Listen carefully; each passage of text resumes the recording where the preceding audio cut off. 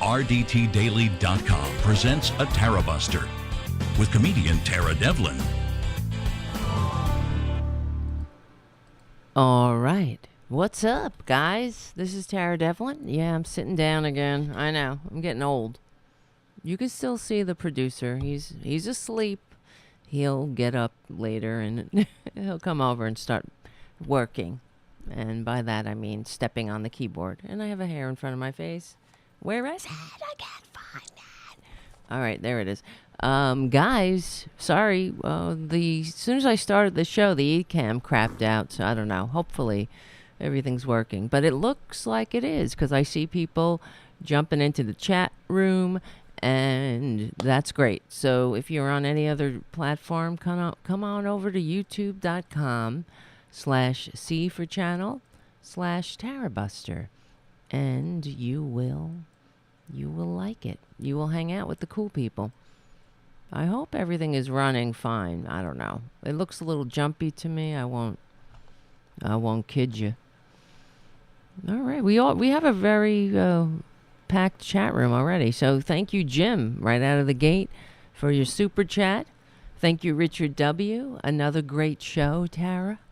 Thank you for your super chat. And Mark C., thank you for your super chat. Mark C. says, no compromise with fascists. Exactly. And that's what we're going to talk about today. On top of other things, we have very special guest stars, Mark M. and Saul from Shaping Progress, our millennial correspondents.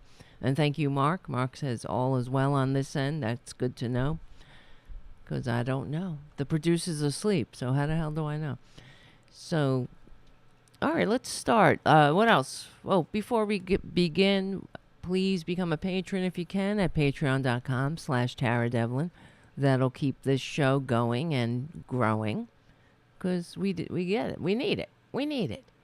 We need to keep going and growing because we're up against, we're up against fascism. Look at my hair.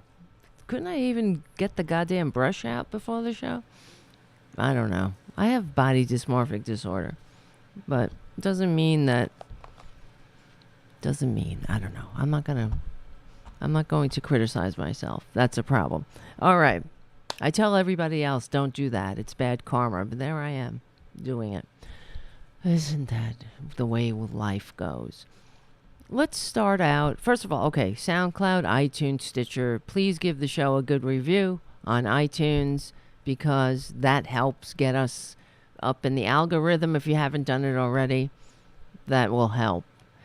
Also, patronage is great because that keeps us growing and going. And even $2 a month, that's like, that's like chump change. I don't know. You won't even miss it. But it will help us to get more patrons who probably have deeper pockets too, because the more people that seem to like the show, you know how it goes. So that helps if you can. All right. Otherwise, keep coming back. It works if you work it. So work it, you're worth it. And we're in this together. And thank you, Irene. Become a patron if you can. Happy Friday, everyone. Thank you, Irene. You're right. My sentiments exactly. All right, let me just dive in. Also, ROKFIN. That's another great independent media platform that has a lot of conservatives on there, I have to tell you. But also normal people, where this show is bundled with Lee Camp, Ron PLACONE, normal people like that. But, okay, what else? We'll think of more as we go.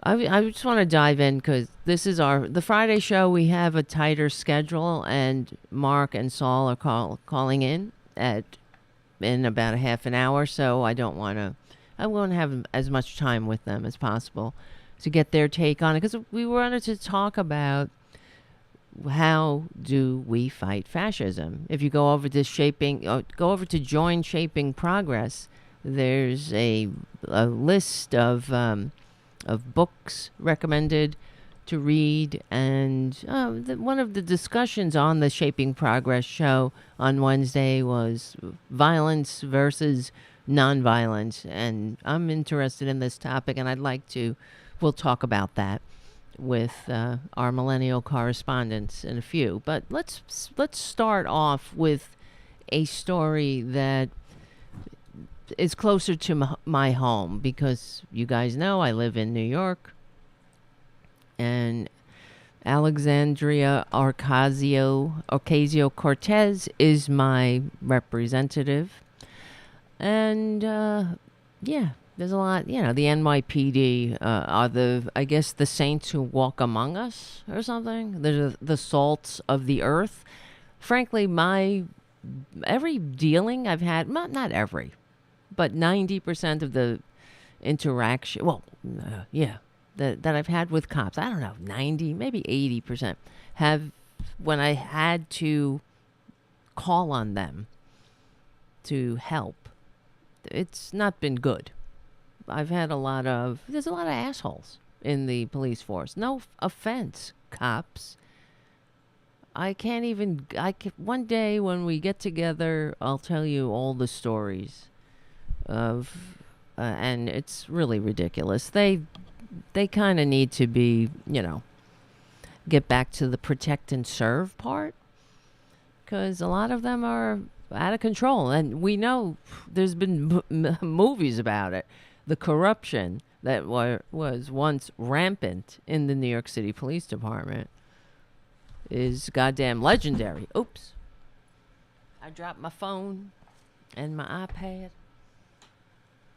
So, anyway, I don't know what's going on there now. I think they have I think they tamped down on that. You know how they did that? Partly, they set up stings for the officers. They would say, hey, Officer Smedley, we just busted a big cocaine ring over on Avenue A, but we haven't sent anybody there, or the detectives there. So you go and guard that location until we get there, and we'll be there in about 15 minutes. But it's a sting on the cops. They set up cameras, and so the guy walks in, usually a guy, and not always now, but and there they are presented with a table full of cocaine, quote unquote, and cash, lots of cash, and they're being watched. So who's gonna know? Who's gonna tell if I take a couple of these packed piles off the top? And that's the way they got rid of a lot of the so-called bad apples. But my whole thing is, if there are, we know during the Black Lives Matter movement over the summer, the abhorrent videos of the police pushing people who were walking, just pushing them over so they would fall. Shit like that. And then you could only have there's only accountability when it's caught on tape.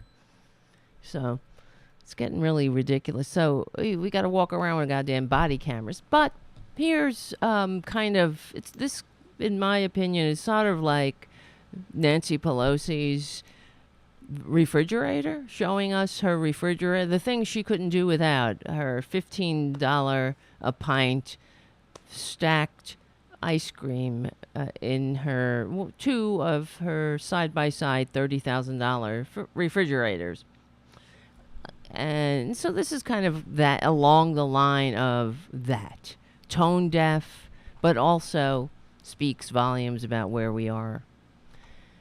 The cops today, they tweeted, they're very proud. They made a bust. All these diapers and baby shampoo. This made me sick when I saw this. Okay, after receiving numerous... let's open it up. I don't know, my internet's slow. Everything sucks. After receiving numerous larceny complaints in the Bronx, officers from NYPD, the 44th Precinct, recently arrested 12 individuals following an enforcement initiative targeting shoplifters. The arrests made led to the closure of 23 warrants and the recovery of $1,800 worth of merchandise. The effing diapers. Baby shampoo. So it's beyond tone deaf, but also disgusting. Protect and serve. Now, people were commenting. Of course, we have the serfs. We live in the United States of serfs and lords, and a lot of the serfs are conditioned to turn their anger on other serfs. So they're like, oh, what if this is a ring, a robbery ring? And, well, there wouldn't be a market for, diapers and baby shampoo if people weren't on the balls of their ass. I'll be right back.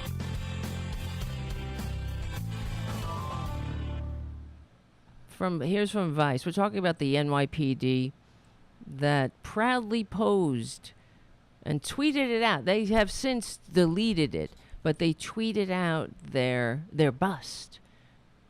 In a since deleted tweet, police officers proudly posed for a bus that seized $1,800 worth of basic necessities from 12 people. And one of them included an elderly woman, and they all lived in homeless shelters. Why can't I talk? On Wednesday, the New York Police Department took to Twitter to brag about stopping a nefarious criminal conspiracy: shoplifting diapers, laundry detergent, and medicine. I read that already. If you spend a moment examining the photo, you will see harmful contraband such as Pampers, Huggies, and baby wipes, Johnson & Johnson baby shampoo, all laundry detergent, Irish Spring soap, Tylenol, Mucinex, and body wash. It's a goddamn disgrace. It's a goddamn disgrace. You know what's worse? These are working class people, these cops. But you see how, I'm sure, there's a lot of Trumpanzees in that crowd. One of the other videos I remember seeing over the summer was that a New York police officer using his loudspeaker in the car to say Trump 2020 to irritate, because that's what they do. Just irritate the community. That's what he was doing. Protecting and serving and irritating and owning the libs by saying Trump 2020. Fuck you. Oh, we have spoken to that officer. Why is my hair, you know what? My hair is like all staticky. Damn it. It's the static time of year for hair. Okay, so a reporter, where is this? On social media, the backlash was immediate. On TV, NYPD are fun goofballs who get into prank wars and stop murderers. In reality, NYPD arrests parents who are desperately trying to get diapers and formula for their babies. Reads one tweet. Another asks for praise for the brave, handsome NYPD officers who cost taxpayers tons of money confiscating soap and diapers from infants so they can turn around and bravely throw that shit away. This is where we live. The tweet says it all. When the history of this abhorrent period is written, I hope they include this tweet because it sums it up. Bread and circuses here in the United States of serfs and lords, except we don't get the bread part. And the fascist cops are beating everybody over the head. Yeah, I guess we should commend them for not murdering everyone in the homeless shelter for fear of their life, right? Maybe they were afraid. I was in fear for my life. Look at these tough guys.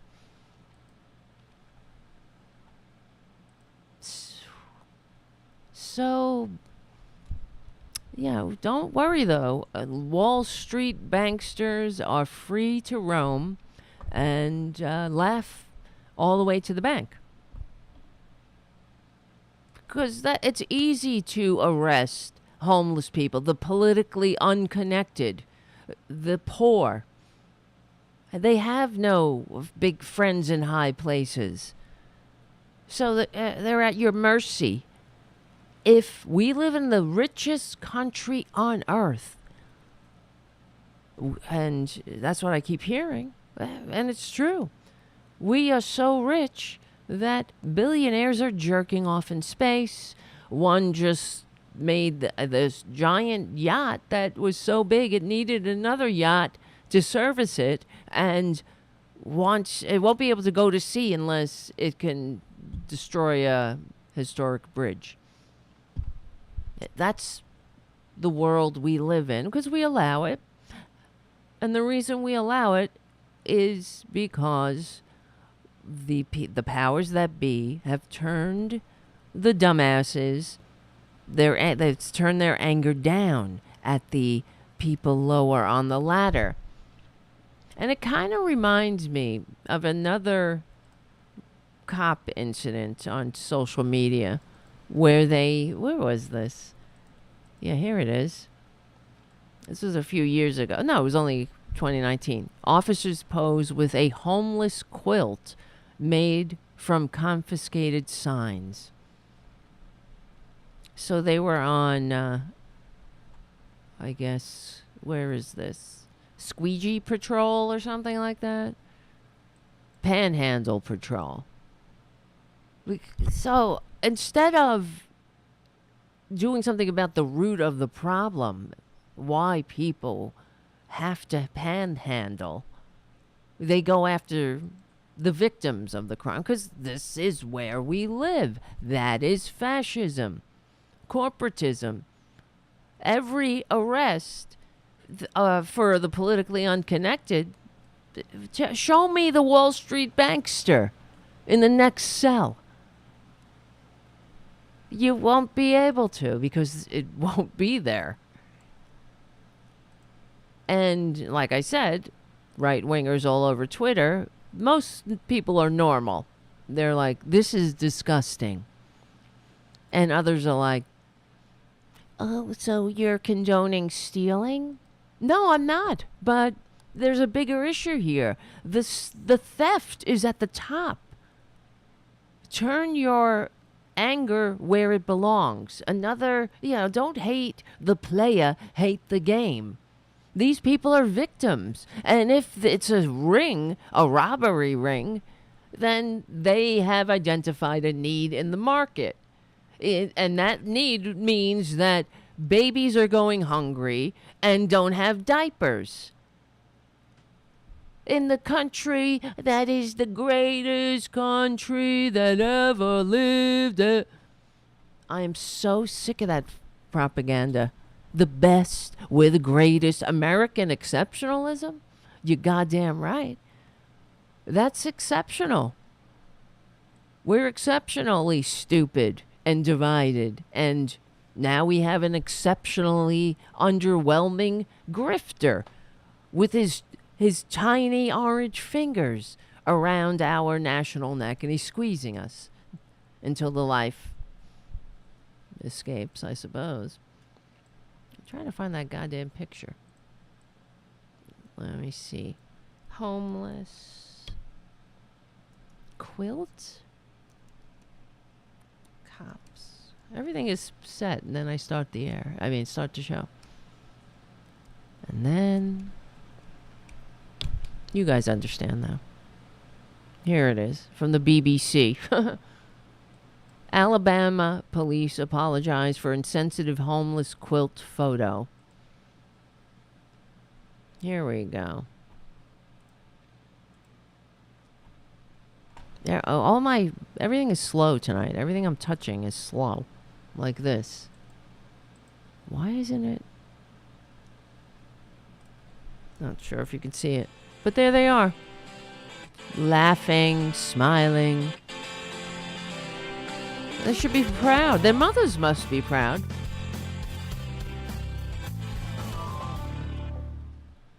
I'm back. We're back. Tara Devlin, Unapologetic Liberal Talk. I'm kind of sick to my stomach looking at this picture of these cops. It's from last year. Look at this. Hungry and homeless. Need help. Thank you. God bless. These are the signs they're posing. Well, they made a quilt out of it. It must have been so much fun to do that, to mock, who knows, the mentally ill, the sick and suffering, people at the worst moments of their lives. That's how we deal with, people in need. Hey, you're nothing. You're a joke. Own the libs. Drink some liberal tears. Trying to make it. Anything helps. God bless you. And they're drug addicts. If that's so, then it's another example that we have a glaring Swiss cheese size holes in the social safety net that we barely have anyway. Remember, the era of big government is over. Thanks, Clinton. People can't be on welfare or public assistance. There's a cutoff, a certain amount of time. In other countries, do you understand that if you lose your job in the happiest places on earth, in these democratic socialist countries, that you will get unemployment until you get another job? That's the way it goes. Because we have a vested interest in keeping people above water and not having an underclass of poor to exploit. They understand that in order to have a functioning democracy, you need an economically vibrant working class. Well, why don't they get off their asses and work? There are many reasons.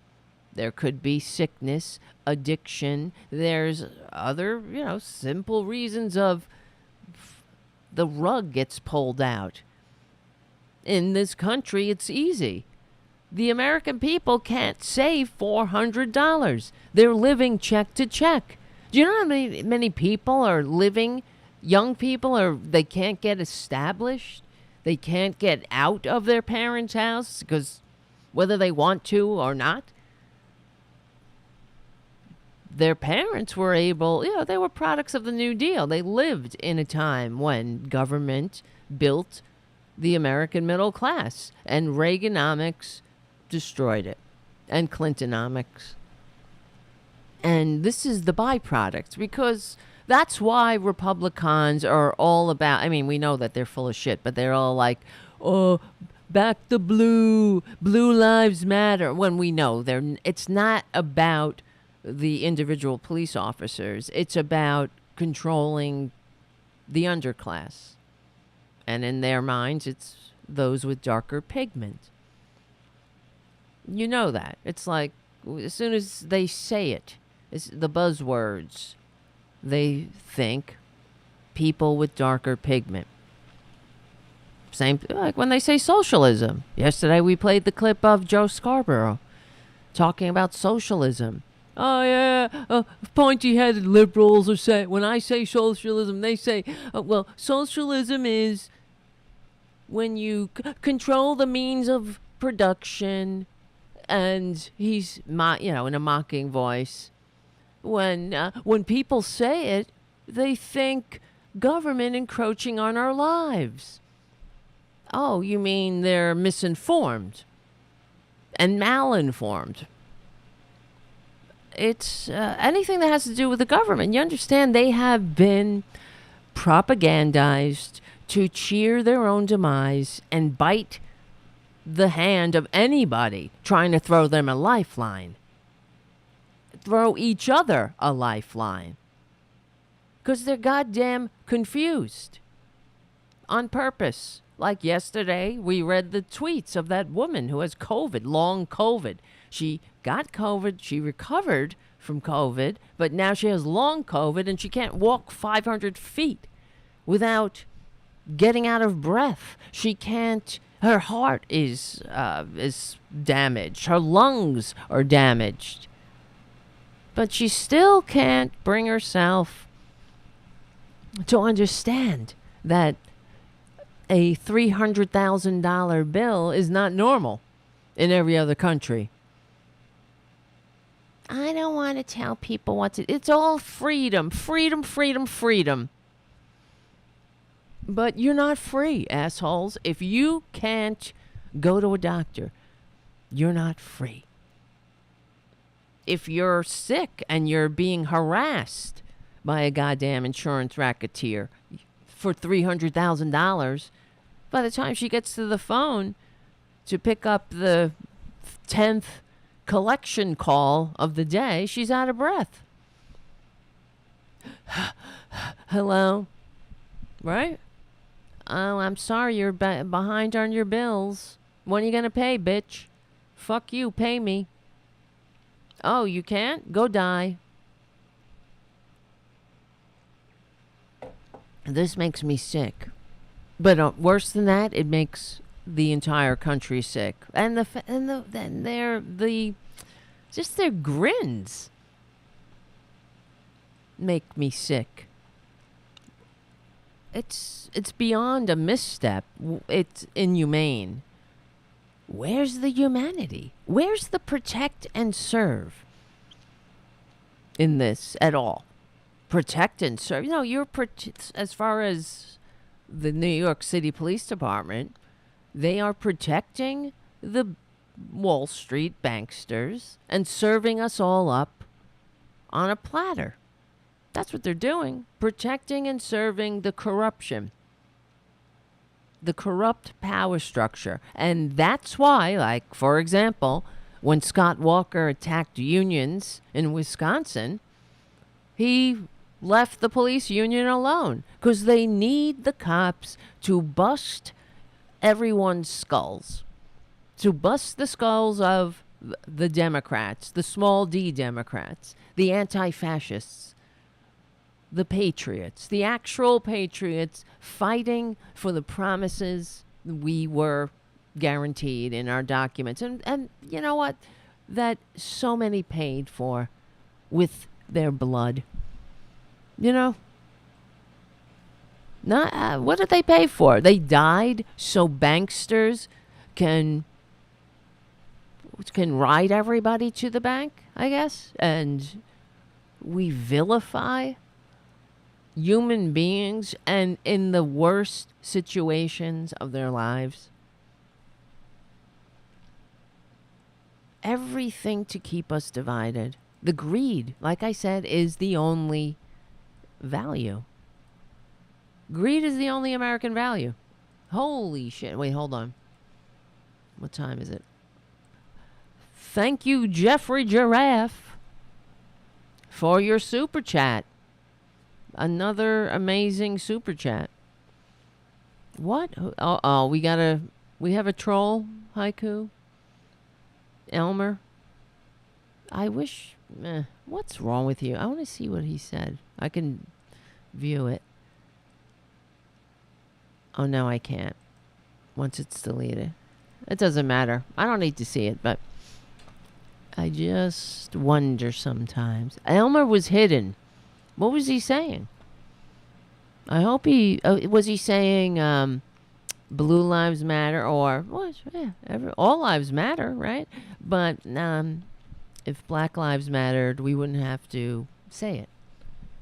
I mean, if all lives mattered, we wouldn't have to say Black Lives Matter. You know what I'm saying. Elmer, you poor little thing. It's another Stockholm Syndrome suffering dupe. That's what they are. Disgusting. So AOC and others, this is from Common Dreams, AOC denounces the NYPD. Bragging about it. I'm glad they posted it, though, so we can all see how vile they are. How vile the inhumanity, the heartlessness. So AOC criticized New York City police officers for boasting about arresting a dozen people over stolen necessities. In a Wednesday tweet that has since been deleted, the New York City Police Department wrote, blah, blah, blah. We read that. The message was accompanied by an image of confiscated products.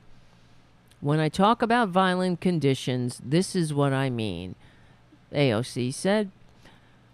But hey, it's much easier to frame people who steal baby formula and medicine as monsters to be jailed than acknowledge our politics of economic priorities create conditions where people steal baby formula to survive.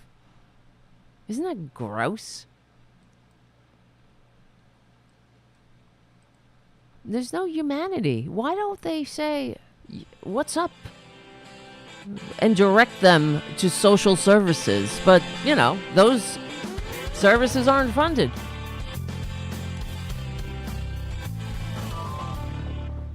And the other thing about Elmer, what do you want to bet? Elmer is, a boomer who had all the benefits of the socialist New Deal and now wants everybody else to go beg billionaires to trickle in their mouth. That's what they want. They want billionaires to trickle all over them. They fantasize about it. But I hate to tell you, Elmer, they're not. They're not going to trickle in your mouth or anywhere else because they hate you. They hate you. I don't hate you. I hate your tediousness and stupidity. But we're not trying to hurt you. Yeah, I know you want to drink my tears. I don't want to drink your tears. I'm sure they are disgusting like you. But I just want to make sure you don't die needlessly without health care, but you probably have Medicaid. Thank you, liberals. Thanks to the liberals that you fight and want to drink tears. You see, they're the albatrosses around our national necks. And the country, like I said, the middle class is below 50% of the population and falling. This is the recipe for dictatorship. Absolutely. Here, as we predicted, child poverty spiked after the tax credits expired. And that thank you, Joe Manchin and Kristen Sinema. A new study shows that child poverty increased 40% in January after the monthly payments lapse because of congressional inaction. And Joe Manchin. Low income, and all Republicans, all conservatives. Conservatism is the problem. And as anybody who knows, who studies history, they're doing what they do throughout history. Conservatives always are they grease the wheels of fascism. And when the fascists get power, they will betray their own country at any cost. Like the Vichy French. That's who they were. They were the right-wingers. The Vichy regime in France were the right-wing conservatives of the democratic system. They saw the Nazis as an opportunity. They betrayed their country. And the same thing, every other country, in Poland, in Norway, you had conservatives opening the door to the Nazis because they hate democracy in their souls. They are incapable of functioning in a democracy. So what do we expect? Where I don't know, man. Do you think people are stealing basic necessities for infants in Norway or in New Zealand or any other developed country on earth except this one? the least upwardly mobile with the widest income gap. I don't understand why Democrats don't repeat that again and again and again every time they get on television. Because there is a vested interest in, I guess, keeping the system. And this is the thing, and this is what we're going to talk about with our millennial correspondents. How do we fight this? How? How do how do you get rid of fascism? Because it's in the body politic now. It's always been here. But there are a lot of authoritarians in this country. They, for some reason, they want a con man, a tax cheating, draft dodging con man to trickle in their mouths when he won't trickle in your mouths, sucker. He hates you. He hates you. You are nothing but a grifter. We got another. You're nothing but a mark for his grift. Look at this. We got another troll. We got a lot of trolls. That's a good sign. Haiku. That's a good sign because, it means they're getting annoyed that we're reaching them. Well, not doesn't penetrate their skulls, but you know what I mean. That's interesting. I wonder. And yesterday we had that prank call on my cell phone, the same old call. We're getting noticed. Good. I guess I'm doing it correctly. That's the thing that these right-wingers don't understand. This is a validation. When Republicans, conservatives, Nazis, same thing, when they attack me and the show, us, really, it's a validation that we're doing it correctly. Yep. Matt M. on the chat says, Manchin wants to get those kids working in the mines like the good old days. Absolutely. That is the truth. We've done stories on the show how Republicans periodically try to push child labor, the abolition of child labor laws. Now, you tell me if this goddamn illegitimate fascist Supreme Court that has no business anywhere lording over our lives, they are illegitimate. You tell me that if they got a case concerning child labor, if they would uphold precedent. Because the Supreme Court for years and years and decades said, no, you can't interfere with business. Those businessmen need those tiny fingers. They can dig out the coal in the tiniest of cracks. And then whatever else they can do with cracks. It's unbelievable. The stupidity. That's kind of what it's the stupidity and it's the inhumanity that is depraved. How do they sleep at night? Like these cops.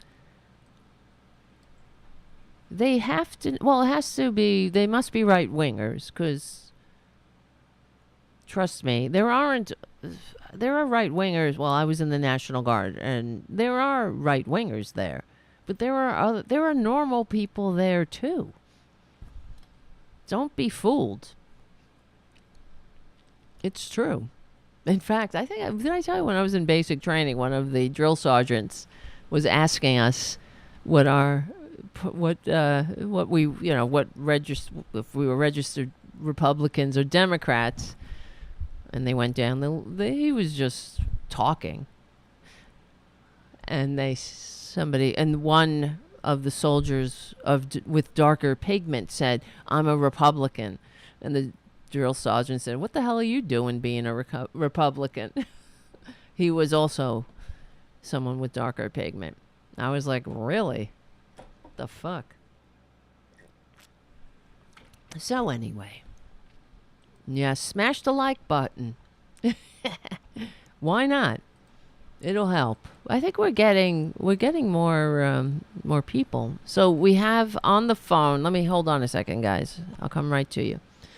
Let's wait. Well, let me introduce you, and then we'll take a break because I see that the music is going to start any second. So, Mark, are you there, Mark? Hello, hello. Is your Yes. right hand man with you? Yes. All righty. Buenos noches. Mark and Saul, our millennial correspondents, are on the phone. How are you? So Mark and Saul are the founders, and Mark and Saul does. What do you do, Saul? You're the producer of the Shaping Progress show, and the co-producer. I'm the technical man. Right, Yeah. the tech guy. So good, because I wish I had that. I wish I had a tech. I only have a cat. The editor, I think. Yep. I'm looking at the. Hold on a second. Well, we could cute start. cat. What do you guys?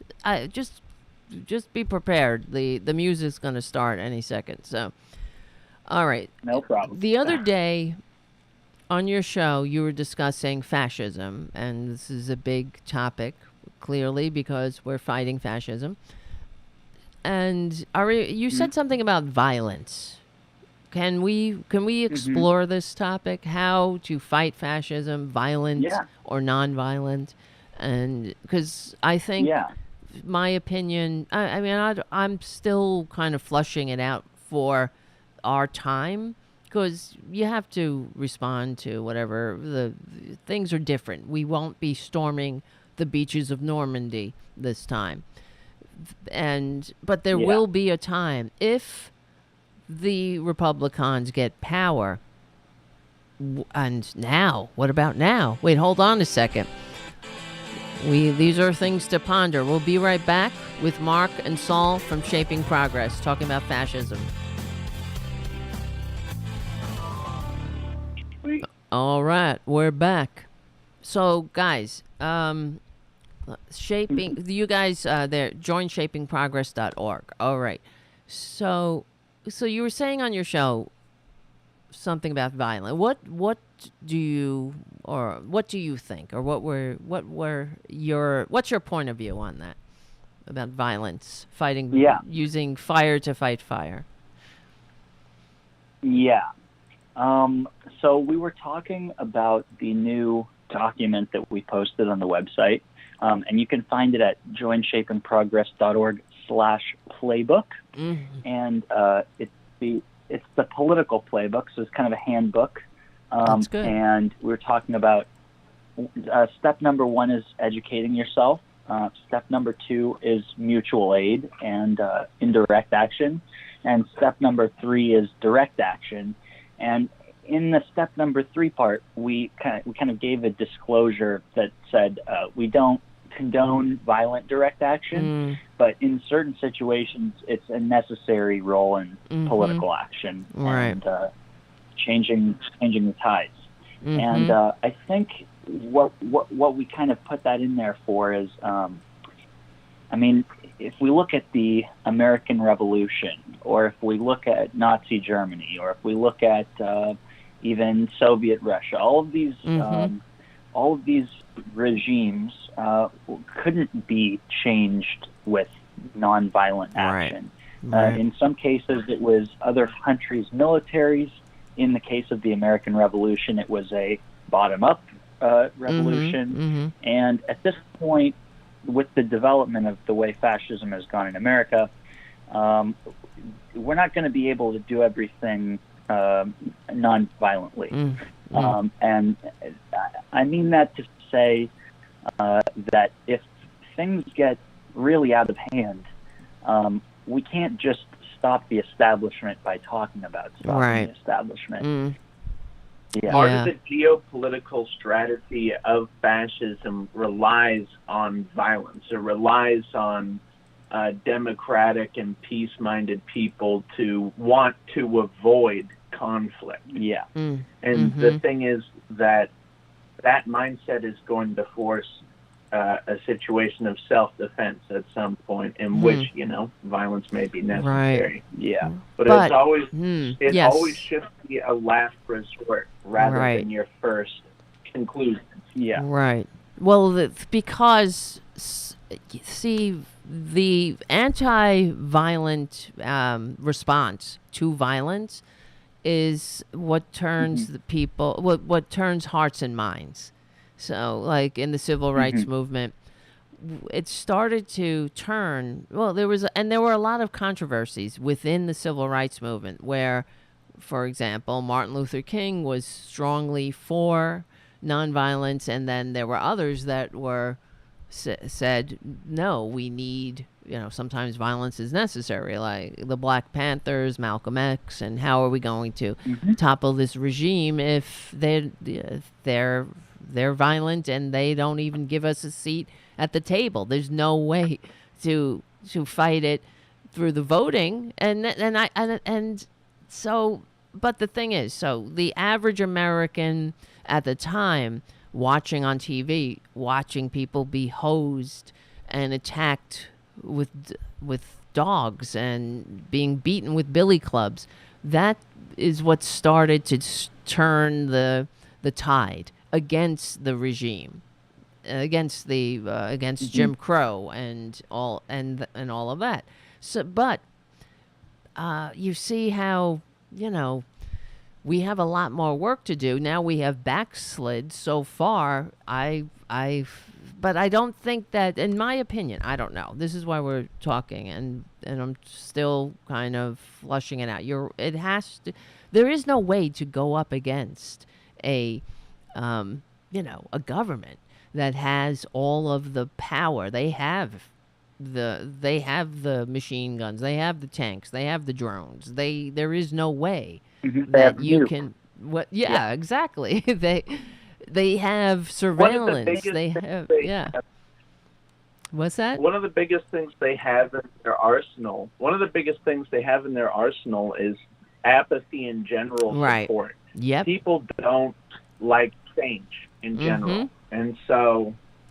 The government is good at relying on people's willingness to do nothing or to keep things the way that they are in order to sort of squash those movements without much criticism.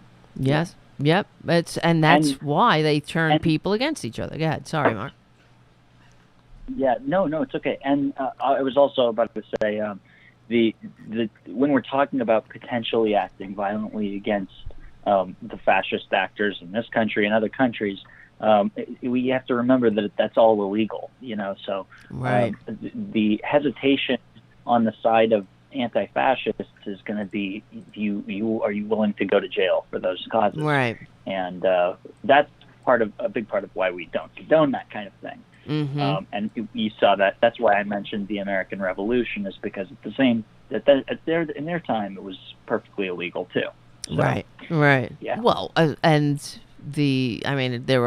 was in some aspects an insurgency, but there were also, we forget this history, the counterinsurgency against the revolution that was going on. And then, of course, we were backed by France that had that really could arm us. But that was a totally different time where there were no nukes. And, so right.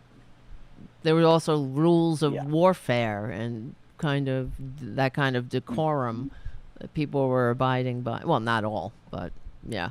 So that there is, I'm sure you've heard of Karl Popper's paradox of tolerance.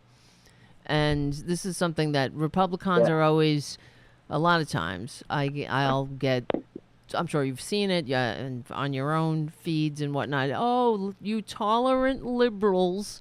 There go the tolerant liberals. Like if we're like, no, F you fascist. Oh, you're so tolerant. Well, it's something called the paradox of tolerance. Do you tolerate fascism? Because if you turn your back on it, it grows. It doesn't dissipate. So there are limits. Here we go. Well, this is from limits. Well, let me find something else. Hold on. Unlimited tolerance.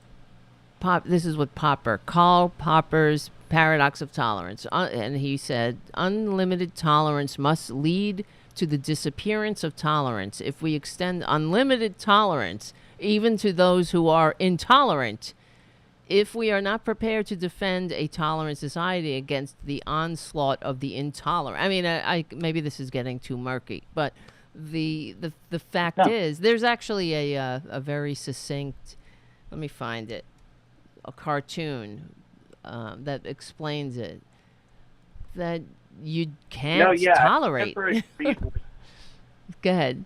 I've never agreed with anything more, because intolerance in itself is born of rage and generally leads to violence. And so if you allow it to fester, you're not propagating an actual environment of tolerance. I mean, sure, maybe you are temporarily, but you're balancing it on a knife edge of all these intolerant actors around you. Yeah. Right. Exactly. So if you could see the screen that I have, this is, let me get rid of my lower third. There. Be good on me. Wait a minute. Trying to run a show is sometimes not smooth, as you know, and thank you everybody for your support. We have a great chat room. Yes. So the paradox of tolerance. Yeah. Should a tolerant society tolerate intolerance? So there's a cartoon of a couple of Nazis, and the answer is no. So you have a couple of Nazis screaming and yelling and in the cartoon. It's a paradox, but unlimited tolerance can lead to the extinction of tolerance. When we extend tolerance to those who are openly intolerant, the tolerant ones end up being destroyed. I couldn't have said it better myself. And tolerance goes with them. Any movement that preaches intolerance and persecution must be outside the law. And they are, right? Really. But like, no, Jews will not replace us, all that bullshit. Well, of course, there is a First Amendment right. They can be as disgusting as they are. But to what end? Do we allow this? Do we allow, what kind of a society do we want? It's sort of like, it's like the vaccine assholes. They're calling the trucker tantrum. They're calling Justin Trudeau a Nazi. They're calling him a tyrant for trying to protect public health. And that's just, selfishness. So hold on. We'll be right back. We're working it out. I'm with Mark Middlestaedt and Seth, Saul. Shaping Progress. I don't know why I keep saying Seth. It's like stuck in my brain. But I know it's Saul, and I apologize. And you can call me Terry. That happened. Or Karen. I've been called Karen, but before it had a more loaded context. So, okay. Any movement that preaches intolerance and persecution must be outside the law. It is as paradoxical as it may seem. Defending tolerance requires to not tolerate the intolerant. And there you go. It reminds me. I don't know if you saw earlier. It was on social media. There was a tweet where Republicans are claiming to be victims, and these are young people in college, and they tweeted out, "Oh, the tolerant liberals, and all I was doing was expressing my conservative views." And and a kid that was sitting next to them got up and was like, "You should be ashamed of yourself. You're disgusting. You're horrible." You know what they were doing? They were printing out signs that said, "Ban transgendered," and they are considered, the victims in their mind. They're like, "Oh, we were just expressing our views," and there we were attacked. Right? That's the paradox of tolerance. If they express a vitriolic, viewpoint, right, then anybody has the right to be vitriolic in return. Yes, right.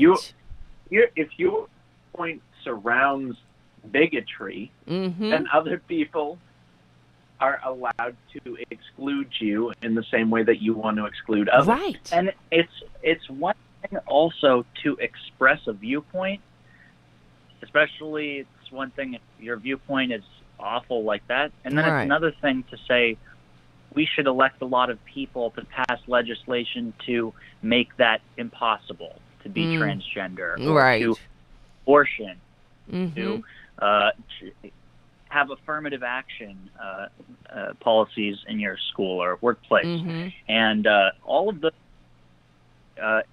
those are, even smaller instances like that are violent. But when we're talking about fascism, we're talking about something that's sliding into much higher levels of violence than that. So when they're expressing those viewpoints, if those viewpoints include trying to spread really violent ideas like that, we have a right to arm ourselves, to train ourselves, and to, if necessary, be violent in return, because we're not the instigators. Well, and sadly, the immigration law, like most other countries, doesn't recognize that at all. That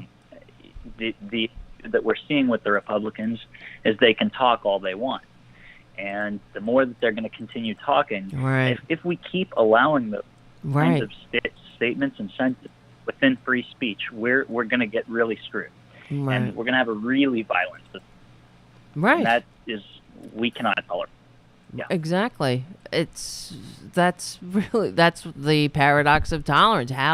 But okay, now we're in the home stretch here on the grand experiment. If we don't win in the midterms, we're done. I think if the Republicans get power, they will entrench themselves into our system, and they will pull the ladders up behind them, and we won't be able to do anything about it, which is so frustrating. Why, to me, it feels like the Democrats are fighting this with, tolerance and being, I'm being nice. You see, I can be bipartisan with these fuckers. It really reminds me of what in the Weimar Republic, where, and I think it's kind of a human thing, where people, it's a level of denial that we're as bad off as we actually are. The Democrats can't just say, "Oh well, we weren't able to pass voting laws to save democracy, so you guys got to just get out there and vote." But if everything is rigged at this point, I don't know. I mean, I just don't know. Like, for example, today, a Trump... Wait, go ahead. Hold on a sec. A Trump judge's new decision would undo more than 50 years of voting rights laws. Just today. And if this goes to the Supreme Court, what will happen? Of course they're going to validate it, as we've seen in the past. But what were you going to say? Who was talking? I was just going to say that it may not even be so soon that they pull the ladders up, as you say, because it seems to me like Trump was kind of like a failed experiment almost, who he came within spitting distance of achieving their actual goal. Now they've almost retreated. They've, in my opinion, giving Joe Biden to us as our current Democratic president, just sort of like, I don't know, it feels almost like a Trojan horse, like a sort of take this for now while we plot move. Yes. And that, real quick, that was what I was thinking as you were talking about. We see the Democrats have this response of tolerance towards fascism. Well, we can imagine who's playing idea in all of the Democratic politicians' heads. It's of course the fascists, right? And that's I mean, it all goes back to funding. It all goes back to that they have a unified plan. Yes, and that is definitely a part towards keeping the fascism going. That's why the work of anti-fascism and not nonviolent anti-fascism is important. Right, right. I mean, how will we be able to push Democrats, or, I mean, is that a lost cause at this time? I really don't know. I'm really concerned, as others have said. But, yeah, they need new power figures. They need new people to get the voters genuinely excited, not just like, some fad or some quick wave that everybody just act through a democratic powerhouse that represents the will of the people. The issue is what stands in the way of that is the Democratic Party itself. Yes. Yeah. Yep. They really, if we're honest with ourselves, don't want to change the status quo either. Nope. Yeah. That's right. We can see how the Bernie Sanders campaign was revealed to be sabotaged in the Senate. Yep. Right, in the face of all of this disparity and upward immobility and all of the recipe for fascism, they laid it out. They laid the groundwork. It couldn't take root if not for this income disparity and living in a country, the richest country on earth, where cops are busting people who are stealing diapers. It's so disgusting to me. Not that there should be whatever consequence or whatever, but they're not.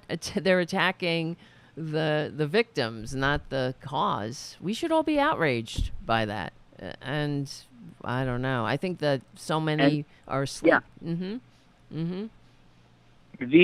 What that Democratic powerhouse voice that Saul was just talking about also needs to lay out about those kinds of instances. Wait, hold on a second. We'll be right back. All right, we're back with Mark and Saul from Shaping Progress. What were you saying? I was just saying, when we're talking about like the cops busting a bunch of people who've shoplifted diapers and baby shampoo and that kind of stuff, what we also need to mention is that they're using our money to do it. They're directly stealing from us. The majority of people have not consented to give such crazy proportions of our tax money away to cops, and then they're paying the cops directly to go and confiscate the stuff that they've paid their slaves in other countries to. That's so and true. Aren't people. Right. The other part is that those you may have mentioned this earlier. I was watching a little bit, but in any truly free or truly ethical society, all of those products that are on that table in that bust photo would be provided to people. Right.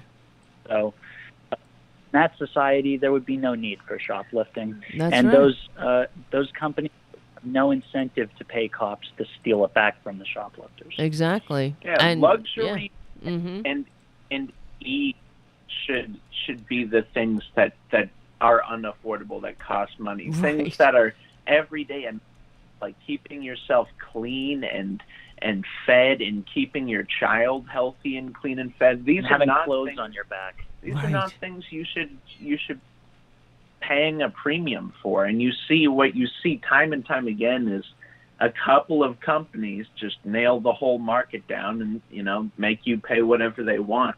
Yeah. And this ties to why the market is a sham. The market literally exists so that we have not to fight these companies directly. Right. And talk to even people who work on basically running the market. They can't tell you what half of those things do either. You can take college courses on the other side at high universities and still have no idea what's actually going on. Exactly. So. It's a grift. They come up with algorithms that high frequency trade, and they're scraping a couple of pennies off the top here and there, and it all adds up. This is what they do. It's a game. And according to this, I mean, the greed, it really just comes down to greed, as always, and the propaganda that keeps the division going. And I say it all the time. They wouldn't have been able to have a con man rise to power despite receiving fewer votes if we weren't the least upwardly mobile, if we didn't have the widest income gap, if people weren't living paycheck to paycheck. And the genius of, and it's not genius, they just followed the fascist playbook. It's the rich, they bought the platforms to spread their lies, to keep people divided. And here we are.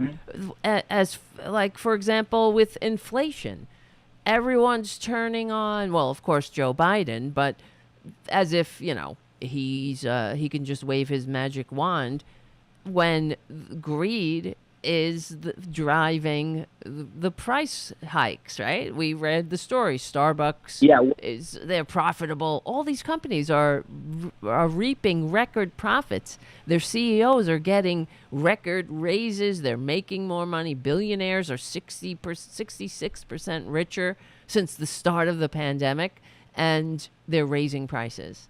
There's no need for it. It's just greed. We need to call that what it is, because when we're seeing that these companies are making record profits and then all of the prices are going up, it's not inflation, that's predatory pricing. Yes. And when we're talking about since we're talking about violence and nonviolence, I see two ways out of this hole that we've been dug here. And I was just saying the market is fake, but one other thing to keep in mind as I'm about to say this is that the currency is also fake, because currency does serve a purpose, but the American dollar is not a proper currency. People are just sitting in offices and typing in a number. Right. There's no, it's not tethered down. So when we're talking about getting out of that bubble, and whether it's going to be violent or nonviolent, the two ways we're either going to get out is something like a general strike or some other method will actually take control of or change the system again. So something revolutionary, or if we don't act quick enough, there's going to be a bubble. Because even if they just, this is like the 2008 crisis, but if there were no what are they called? If there were no of the rating agencies to actually check on whether the tranches at the time were about to bust. So we know the current at some point very soon going to bust. It's just a matter of whether we're told about it or not. Right. And I have a feeling we're in that stage where we're just being hoodwinked and. Oh yeah, well definitely. Yeah, everything is the scam. So, definitely, of making the rich richer and keeping the power structure in place. Yeah, it's disgusting. And in that situation, we can't just go through that non-violently. If the dollar collapses, which I didn't even mention this so far, every other currency in a major nation in the world is backed on the dollar. And the dollar is no longer backed on gold or any other form of, those were essentially currencies too. It's all tethered to nothing. So if the dollar goes under, the whole world goes under. It's not just America's problem. Well, that's something we're out of nonviolence. Right. So. Well, if that happened, if everything collapsed, that the people would turn against each other. They've been primed to do that. And you're 100% correct. You're talking about general strikes. That's why they keep us divided. There will not be a general strike in this country because people are so divided and they know it. And they fucking know it. So that's why they are so brazen. That's why they can get away with what they get away with. Why Joe Manchin can get away with what he gets away with because the corporate media gives him cover. The corporate media actually says that, well, he's just doing what his constituents want in West Virginia. Oh, really? His constituents don't want to go to the dentist? They don't want to pay $35 for insulin? Really? They don't want living wages, right? They want to they want to stay in the mines. They don't want to have renewable jobs in renewable energy, right? It's disgusting. So that's why what you do on Shaping Progress is so important. Go ahead. That's one of the things that American fascism is so successful at, is keeping everything sort of nebulous and about the numbers and arguing about who's in the wrong and the right, peaceful and who's not, when all that's serving to do is keep people's eyes off of the reality of the suffering of, average Americans on the ground. That's right. Right. And keep people pointing the fingers at each other. And so today, it's another thing. I was, commenting on that diaper story, but also there was another woman who was tweeting me about voting, and she was obviously a right-winger or something in between, but saying, it's unconstitutional. The thing is, they have so altered the voting laws in so many states that, and also made it impossible for nonpartisan actors to count the votes in many states, and they're kicking. Now it's like 40% of new registrations are being rejected in Texas. All of this shit is a deliberate assault on voting. And so this woman was tweeting at me, well, it says in the Constitution that, the states control the vote. Well, okay, does that mean that does the Constitution give racist assholes the right to pull the rug out from under you to vote, like to have absolutely no say? That's what the Voting Rights Act was for. And these fuckers, did away with it. Nobody asked them to, but I guess the business class did. So, what were you saying? Frankly, in my opinion, the more rules and the more BS and the more bureaucracy and structure you put in front of people's vote mattering, the worse of a democracy. Yes. Which is why, in my opinion, I think we should get rid of the Electoral College and become a direct representation democracy. Oh, absolutely. And even that standardize the methods of which people are able to vote for all the states. So it's simple, so it's clear, so that no matter where you're at in the United States, you know exactly where to go and what to do, and that you will be able. That's right. Wait, hold on a second. We'll be right back with Mark and Saul from Shaping Progress. And so we were talking about fighting fascism and voting, and all of that is related, of course, with economics as well. And the woman, it always drives me insane. These people, these right wingers, are always like, "Oh, that's unconstitutional." What is unconstitutional about not waiting on line 12 hours to vote? What is unconstitutional about that? You know what I mean? I love how these right wingers they speak, and these are average people justifying and giving cover to the rich, who will only use their power not to make her life better. They'll use their power to rob her. And it doesn't matter how many times she repeats their talking points and spreads their bullshit. They're not. Who's on their side? Not them. Not Trump. Not any of these people. They're nothing but pawns.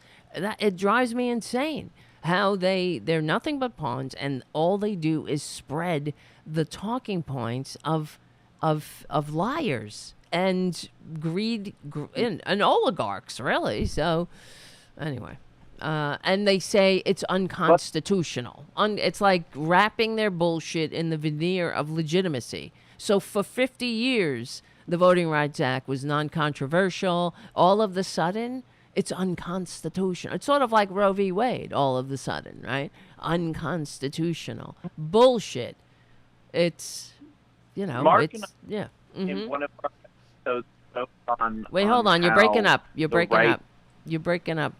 Can you repeat what you said? You're breaking up a little bit. Go ahead. Sorry. I said Mark and I am in one of our episodes talked about how the right, tends to steal sort of leftist terminology, like the Nazis calling themselves. Oh, yes.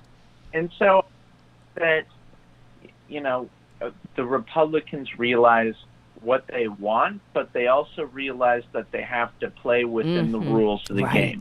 Right. They realize that mere legitimacy over their bullshit is how they've gotten this far already.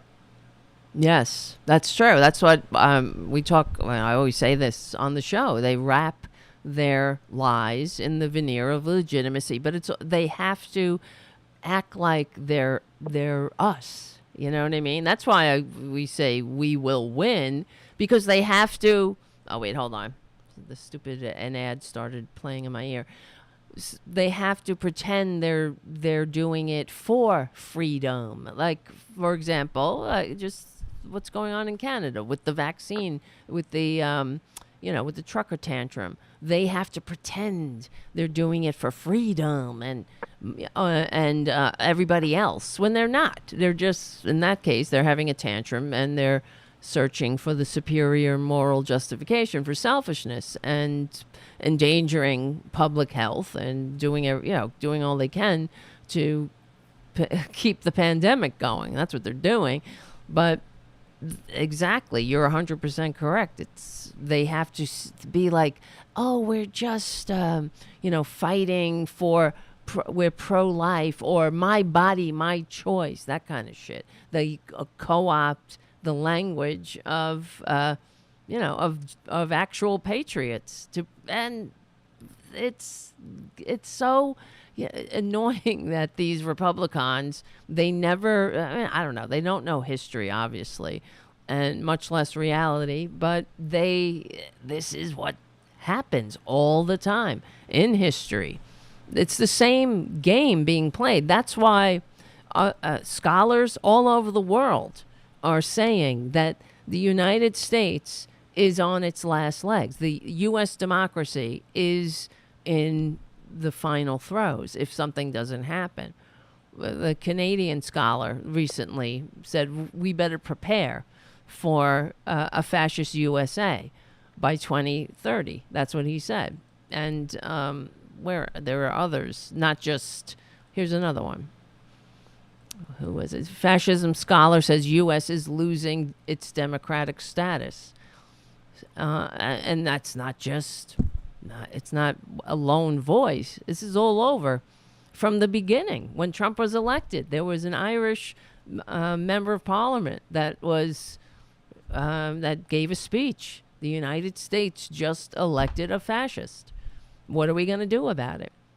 You see what's happening, though. Business, media, all of the apparatus, including the Democratic Party, they lend legitimacy to this coup constantly. It's not just Trump. Trump is the symptom. This has been coming along for years. We wouldn't be here without Reagan, without Clinton, without all of the lines being crossed along the way. And yeah, that's what we're up against. What do you think? The thing is these people, they think that they can win through sheer force and manipulation, deception. And the thing is that even if they do, it's a Pyrrhic victory, because there's no way that the entire population of America, which is repeatedly shown to be majority blue voters, is going to just, settle for that. Right. It's going to cause terrible civil unrest. And so I feel like, rather than some huge civil war, the United States might sort of go out in this kind of long whimper of civil unrest, economic collapse. Oh, definitely. And, it will, and right. Mm-hmm. Go ahead.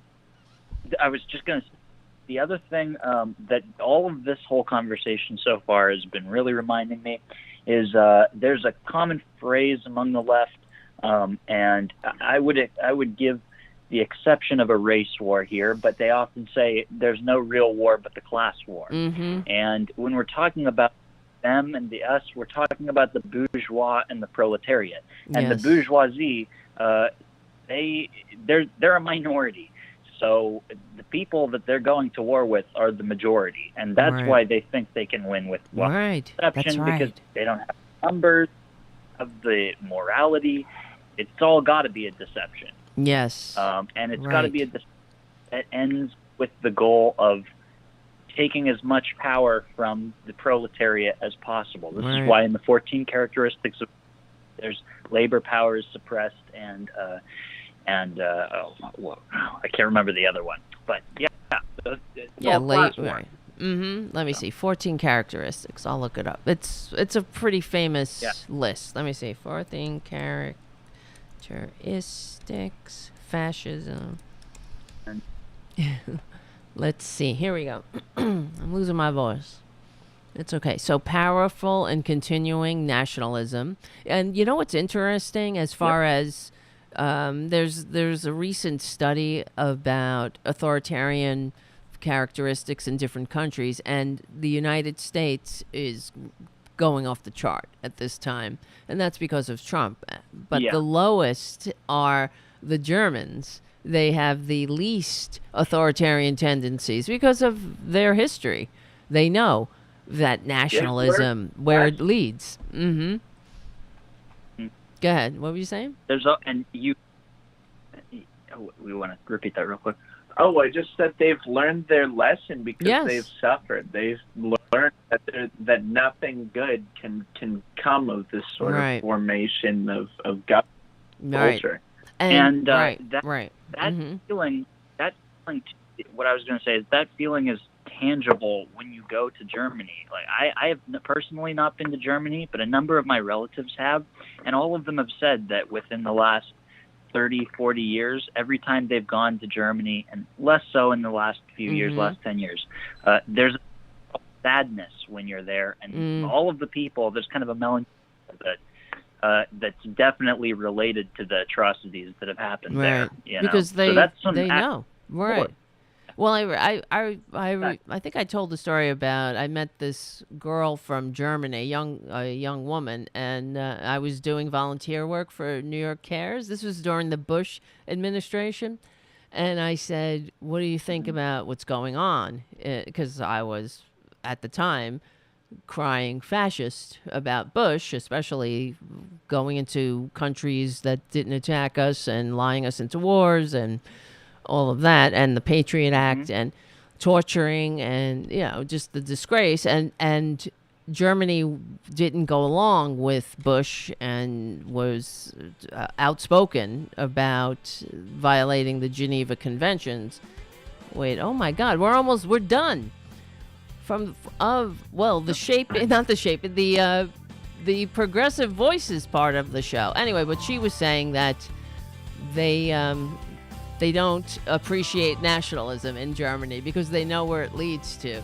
Waving flags and all that nonsense is, wonderful. Love your country, but don't be an idiot. So thank you so much for hanging out. We are with, I'm losing it. We will win. We're on the right side of history, decency, dignity, democracy. We stick together, we win. Thank you, Mark and Saul from Shaping Progress. Join shapingprogress.org. We stick together, we win. I'll see you soon. All right, that's good. But we're still doing the show. That's just the Progressive Voices part of the show. It goes by so fast, I can't even take it. It does. Time flies. It does. And anyway, the person, the young woman that I met from Germany, she was saying that they are taught about the Holocaust, and that one of the, they don't appreciate nationalism. They understand the dangers of nationalism, where it goes.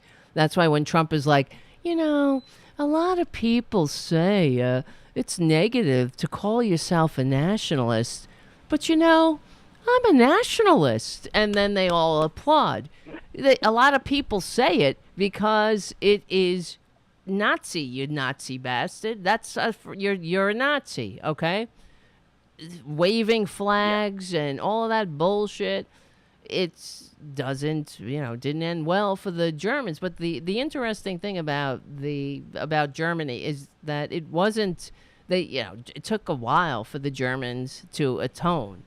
Of course, the generation that committed the crimes they weren't interested in revisiting it. It was their children and grandchildren that wouldn't let it go, and thankfully had to bring it out and teach about it. These Nazis wanted to just meld right back into society at the time, and they all denied it. There was the term "the good German." I was a good German, which meant, of course, you knew what was going on. You saw your neighbors disappear in the night. They took advantage of these things. They turned against their neighbors. If people were purged out of their jobs. Others were happy to step right in. And the thing with the Nazis, they were never a majority party either. They were always especially in the beginning, they were fringe. They were considered a joke. Hitler was a joke. And they wiggled their way into power legitimately through deception, through violence, through intimidation. And when they initially got into power, they started to fund public works projects and to put people to work.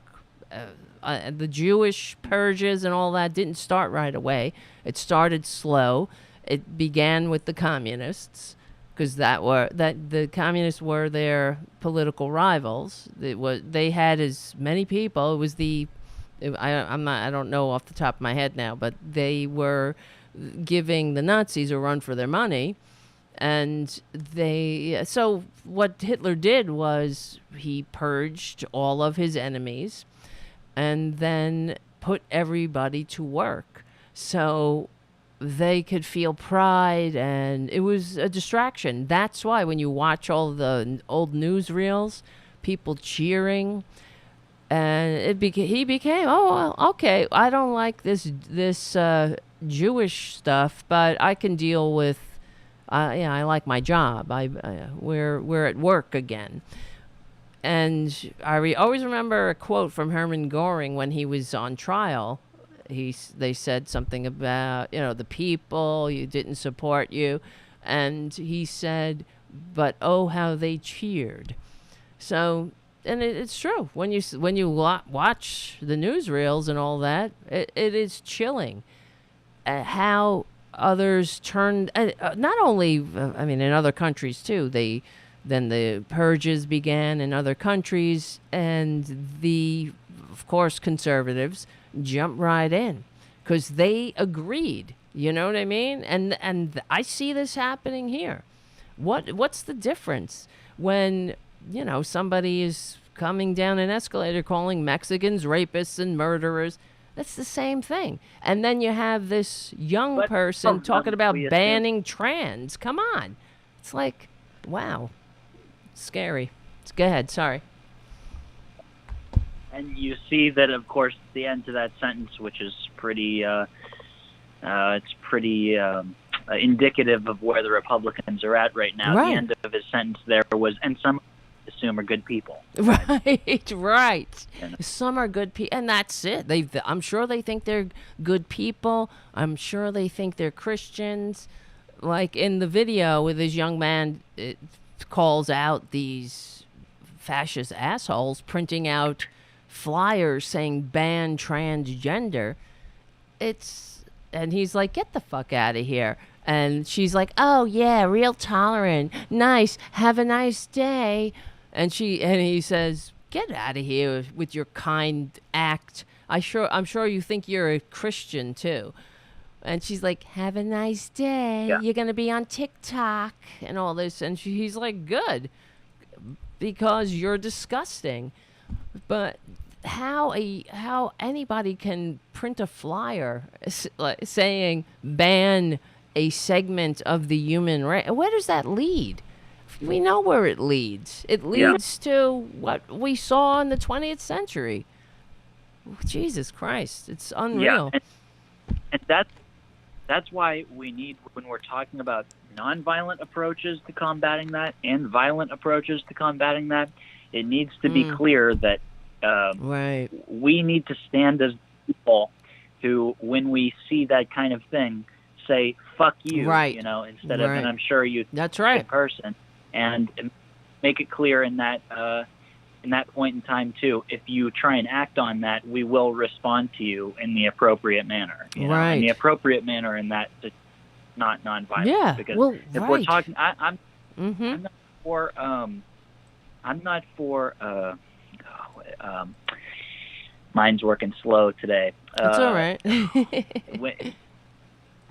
I'm not for, I'm an abolitionist in terms of prisons and of policing. Oh, yeah. But if we're talking about groups that need to be put in prison, at least temporarily, those are the groups we're talking about. And it shouldn't exactly matter what age you're at. If you're, I'm also not for like re-education camps. Oh, or something right. like that. Mm-hmm. This stuff couldn't be held. But there needs to be laws about hate speech that need to be vastly reviewed in this country. Right. Well, that's the thing, right? Exactly. Like being an incredibly hateful person who's extremely willing to use not just divisive but violent means to, like you're saying, ban a segment of the population. Yeah. It's sick. If there's something. Wait, hold on. You're breaking up a little bit. You're breaking up. Sorry. It's okay. All right. What were you saying?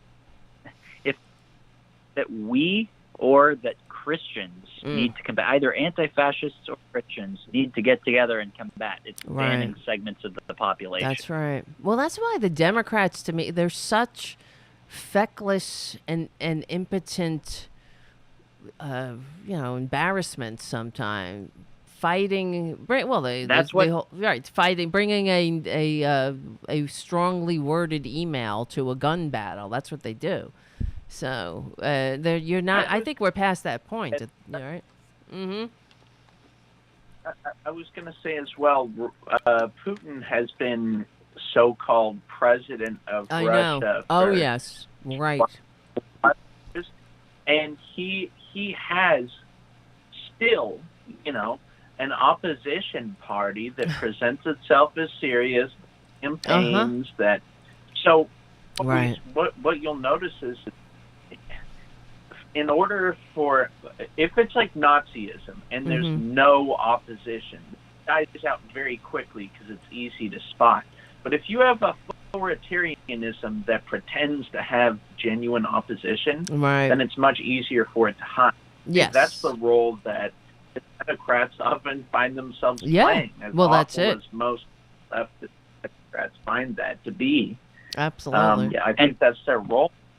Right. And this is why we need to combat the current form of government that we have, because as long as there's going to be an opposition party like that, the government, as we're watching, can just continue to backslide further into fascism, and all the so-called Democrats will just stand around and say, well, that's the way it went this election cycle. Exactly. I'm saying if this next election cycle does not go in the way of anti-fascism, we need a revolutionary approach after that. And I'm not saying with reason. I'm not saying overthrow the country. I'm saying overthrow that form of fascism. Yes. Because to be very clear, all of that stuff like overthrowing the country and giving the land back, all of that stuff is currently illegal. Yes. So. Right. It's true. It seems to me the Democrats are they will roll over for any Republican dirty tricks like they have forever. Like this is what we scream about on the show. When Mitch McConnell corrupted the Supreme Court illegitimately, the Democrats just go, "Oh well, I guess that's the way it is." And if the shoe was on the other foot, you know that the Republicans would not let it go. They would never stop.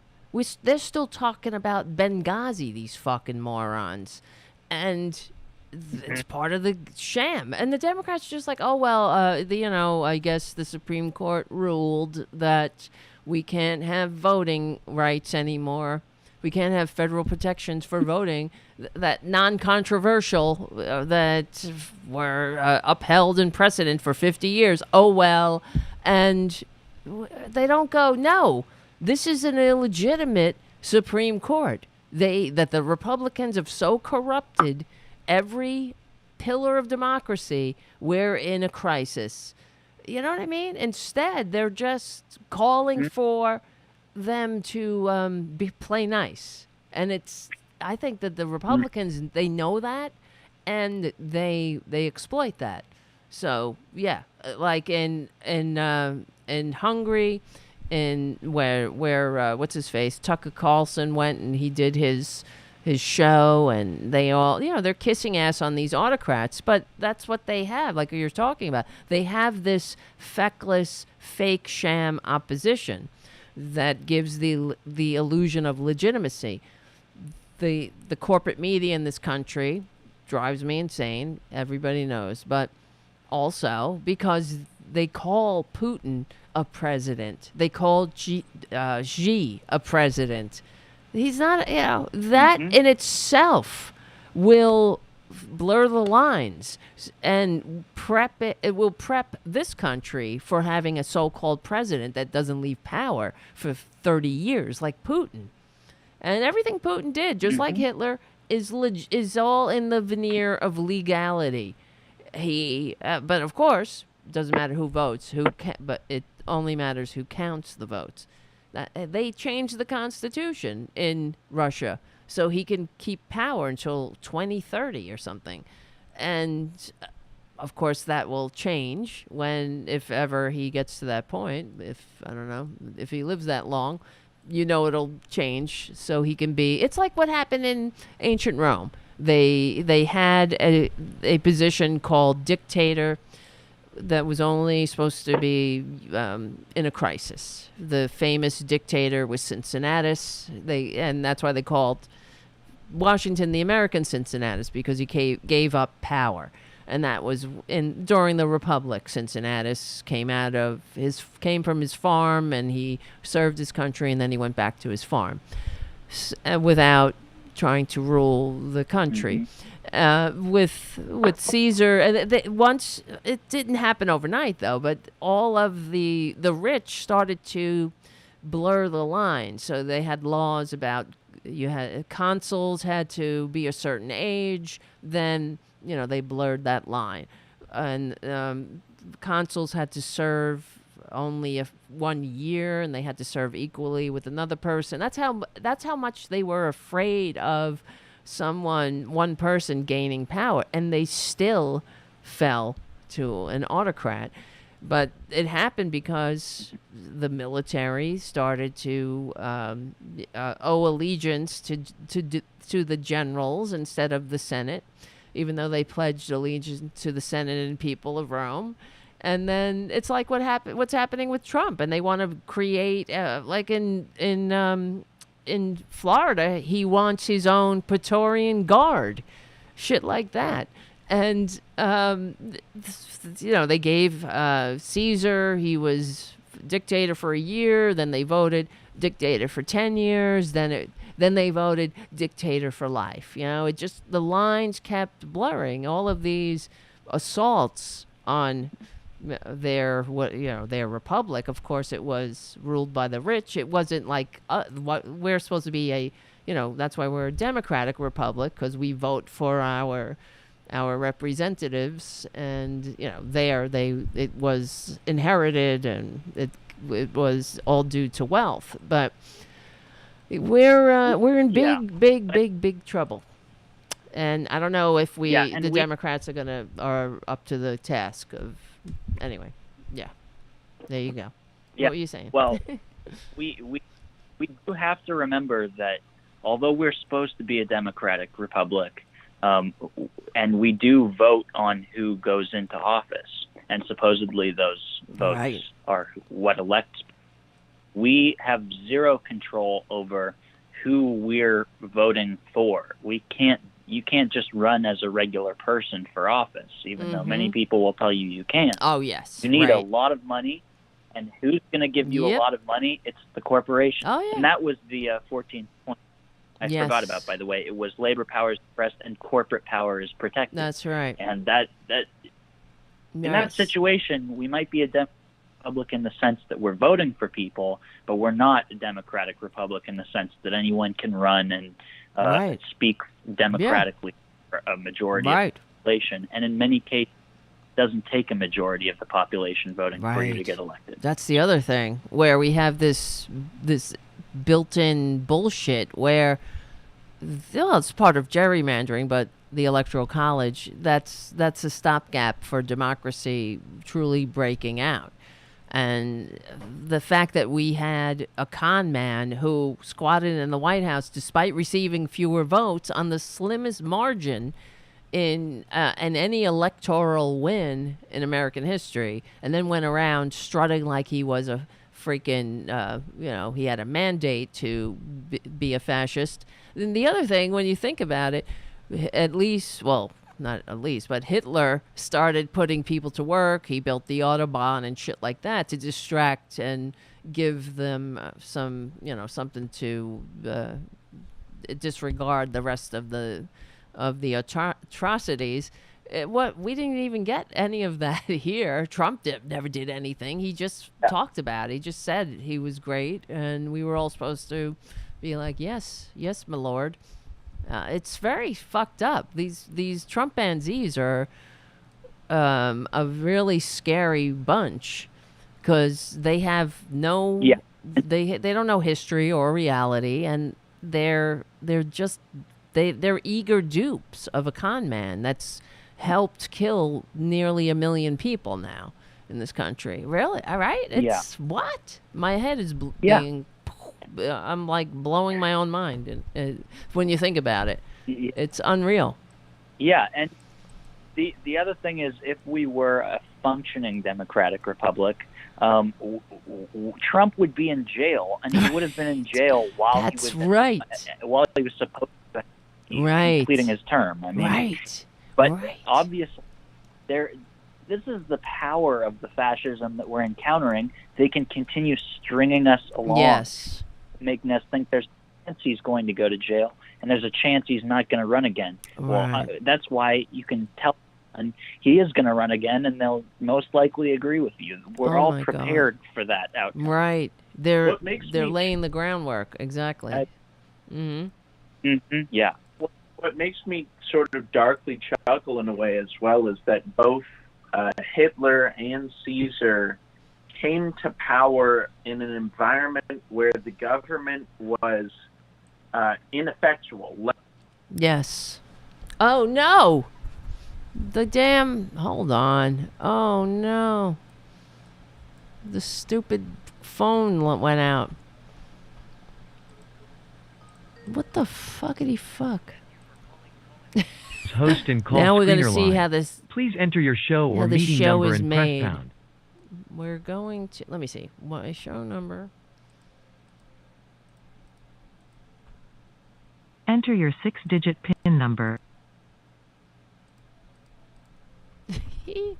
Welcome, host. You have not started a show session in Call-In Studio and cannot yet receive calls on Tarabuster. That's Tarabuster. Please visit the Call-In Studio website and begin your session. Music will play until your session. Welcome, host. I know I hung up. You are now in the host room and can manage your callers from the Call-In Studio web interface. You can call back. Audio recording is on. Dual channel. Skype crapped out. Let me see. Call back.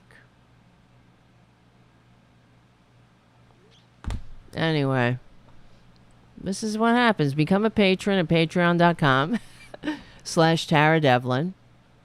I hope that doesn't happen. That's the first time that happened with Skype. Skype just bugged out. But they were making very good points, our millennial correspondents, who I love, and it's very sad that they have to live in this fascist fucking autocracy. So while we're waiting, hopefully they'll be able to call back. But the 14 characteristics, let's see. Oh wait, I don't want to. Where is everybody? Let's see. Guys, thank you. I see Stephen Lee. Thank you for your super chats. Both. 2 super chats in a row. Trump will rot in prison on racketeering charges. I hope. Well, he thinks he's above the law, and he actually said that presidents are special. Thankfully, the courts are saying otherwise so far. And thank you, Stephen Lee, for another super chat. We will not go back to 1955. All right. Well, if you can't call in, that's fine. Maybe there's something wrong. Okay, let me set it up. Wait. No. All right. Well, forget it. The show's over in 10 minutes. We'll do it again. Let's see. We'll do it again another time. Show's over in 10. All right. Forget it. I'm shutting down the phones. That's it. All right, guys. Is that okay? Because every minute I got to pay. You understand? That's another thing. Become a patron. Because all of this, you got to pay for. It helps to keep us going. That's what I'm talking about. You guys. Well, that was good. Anyway. Yes, let's see. As a late boomer, I apologize for my generation. Mark C., you don't have to apologize. You're doing a lot, more than most. It's very frustrating. I apologize too. I was born, what am I, a Generation X? Ugh. Born on the wrong side of Reaganomics while the New Deal was unraveling. Watching my father and listening, enduring him, listening to Rush Limbaugh. And knowing, I have to say, I'll pat myself on the back. I was never like, oh, this is good shit. I was never that stupid. And I was also never that evil. I don't know what was wrong. My father was the only Republican of all of his sisters and brothers. So it's just weird. My aunt said he was the only one that voted for Nixon. And they were all like, what's wrong with you? Because of all my father's brothers and sisters, he was the most, one of the most solidly working class. A product of the New Deal. He served in the military. He did 2 years in Korea. No, in Germany. He was stationed in Germany during the Korean War and came home on the GI Bill. My father's mother's house burnt down, and he and his brothers all pooled their GI Bill money to buy my grandmother a house, which built generational wealth in the family. That was, of course, not offered to soldiers who had darker pigment. And my other uncle went to NYU on his GI Bill, but at a time when the credits for NYU, it was $25 a credit. So there you go. Now you go to NYU, forget it. You're coming out as an indentured servant to the banks. So, but my father was one of these people that thought he was able to pull himself up by his bootstraps. A garbage man, he worked for the Postal Service, all of these middle-class jobs, working-class jobs that were middle class at the time, able to buy a house on this salary. Now, you can't do this now. It's impossible. That's why I can't stand these boomers saying, oh, well, you got it so good, millennials. Not at all. In the very least. So the 14 characteristics of fascism: powerful and continuing nationalism, just to review, because you guys know, I'm sure you've read this. Disdain for the recognition of human rights. Well, what is that? Ban transgender. How could you ban? It's like saying ban air. Some people are born transgendered, and that's the way it is. Where's your love? Where's your Jesus? What do you think Jesus would say about somebody who was born trans? The Jesus, not Republican Jesus, the actual Jesus. They would say, welcome. We got you. Don't worry. We got you. You are loved. You are valued. We'll get through this. You are beautiful. Right? It'll be okay. And the fact that young trans human beings commit suicide in record rates is abhorrent and disgusting. And also not very Christian. What kind of Jesus do these freaks worship? Their Jesus is really focused on your pee-pee, when who cares? Did Jesus say anything about pee-pees? It really matters what's in your heart. So moving on, identification of enemies / scapegoats as a unifying cause. Well, Mexicans, immigrants, in this nation of immigrants, that's how twisted they are. Oh, liberals, how's that? That's a very Nazi thing. The Nazis were all about, drinking liberal tears too, because they had to identify the enemy, quote unquote. Supremacy of the military, of course. Well, that keeps people in line, keeps the democracy from breaking out. Rampant sexism. Welcome to the illegitimate Supreme Court. Women, now you're nothing but a handmaid. Forced pregnancy, they don't lay the groundwork for that will encourage someone who might accidentally find themselves pregnant from. Then can we afford bringing a child into this world? We live in a country where people are fucking robbing and selling diapers. That's not a culture of life.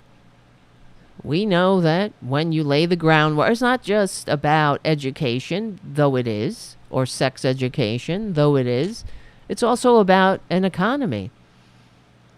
That's the number one reason someone will choose not to bring a pregnancy to term. So, you don't like abortion? You're all about life? Love and life? Well, vote Democratic, or at least, stop being an asshole. Universal health care, universal higher education, universal living wages, upward mobility, all of that guarantees a culture of life. The supremacy of the military, I said, rampant sexism. Oh, controlled mass media. Hello, corporate media. Thank you, Bill Clinton. The era of big government is over. Yeah, well, welcome to fascism. Because big government is the only entity large enough to stop the fascist takeover. And big government, if it works for the general welfare, lays the groundwork for democracy. We build the infrastructure of democracy, not fascism. It's sickening to watch cops post pictures boasting about, I made a quilt out of signs. This is where people are begging for money. It's disgusting. It's inhumane. And also, it's kicking down, man. You don't kick down. you're a douchebag. If you do, in the very worst, you're a goddamn Nazi. Controlled mass media, yes. Obsession with national security. It used to be bad during the Bush administration. Now it's off the chart. Oh, when we read this list back then, it's chilling. Now it's goddamn frightening. It'll curl your toes. Obsession with national security. Okay, religion and government are intertwined. We have Michael Flynn on tape saying we got to be Christian. This has to be one religion. There's nothing more Nazi than that. Although we know that the right wingers they like to say they like to espouse myth, of course, but one of the myths is that Hitler was anti-religion like Stalin was. No, that's not true. Religion and government were intertwined. As we know, the Nazis wore belt buckles specifically, but one of their catchphrases was Gott mit uns. God is with us. God, not Gott, God. And Gott. Who's that? It sounds like Gollum. Corporate power is protected. Well, there you go. Here we are in the least upwardly mobile country where we're begging for a trickle, where the minimum wage should be $30 an hour, and they're telling us 15 is as good as it gets, while the rich jerk off in space and other things, God damn it, using this crisis not to show any community spirit or patriotism. They use it to raise prices and squeeze you even further. Labor power is suppressed, of course. We just saw Giuliani on his Cameo, because that's all they're about, are grifts and making money from the dupes, saying, oh, must be a union. They bash unions, they bash workers. They want everyone a separate. Union is democracy in a workplace. That's why they hate it. They want you to be nothing but a serf. Disdain for intellectuals and the arts. Yeah. Pointy-headed liberals. What about Joe Scarborough? Yesterday we played the clip. Oh, you pointy-headed liberals and your, actual factual definition of socialism. We like it the way we have it, where the dumbasses bite any attempt to throw them a lifeline. They don't, it doesn't matter what they say, what it is. It's a matter what they think. As if this is normal. Disdain, oh yes, obsession with crime and punishment. And we live in the freest land of the free, where we have more people incarcerated than any other country on earth. It's a joke. Rampant cronyism and corruption. That is the GOP platform. And fraudulent elections. What do you think is going on with these fascist fucks changing laws to ensure that democracy doesn't break out? Now, I want everybody to remember this clip. I'll play this clip from yesterday in case you missed it, because I'm sure this is going to be one in our rotation. What I love about your report here is, yes, that sounds like nonsense to a lot of Democrats who will say, well, no, actually, socialism is when the government controls means of production. But that's not how people think. They see the government creeping into their life. They call it socialism. Socialism is when they control the means of production. Oh, it doesn't matter what it is. It matters what you have told people it is and that they think it is. So it doesn't matter that the sky is blue or the sun rises in the east. It matters what they think it is. You understand? That clip is everything. It says that the corporate media, and even those supposedly the left corporate media, perpetrates crimes against the American people. It doesn't spread the facts or the truth. or reality. It spreads propaganda, tickling the funny bones, the ignorant funny bones of the dupes cheering their own demise.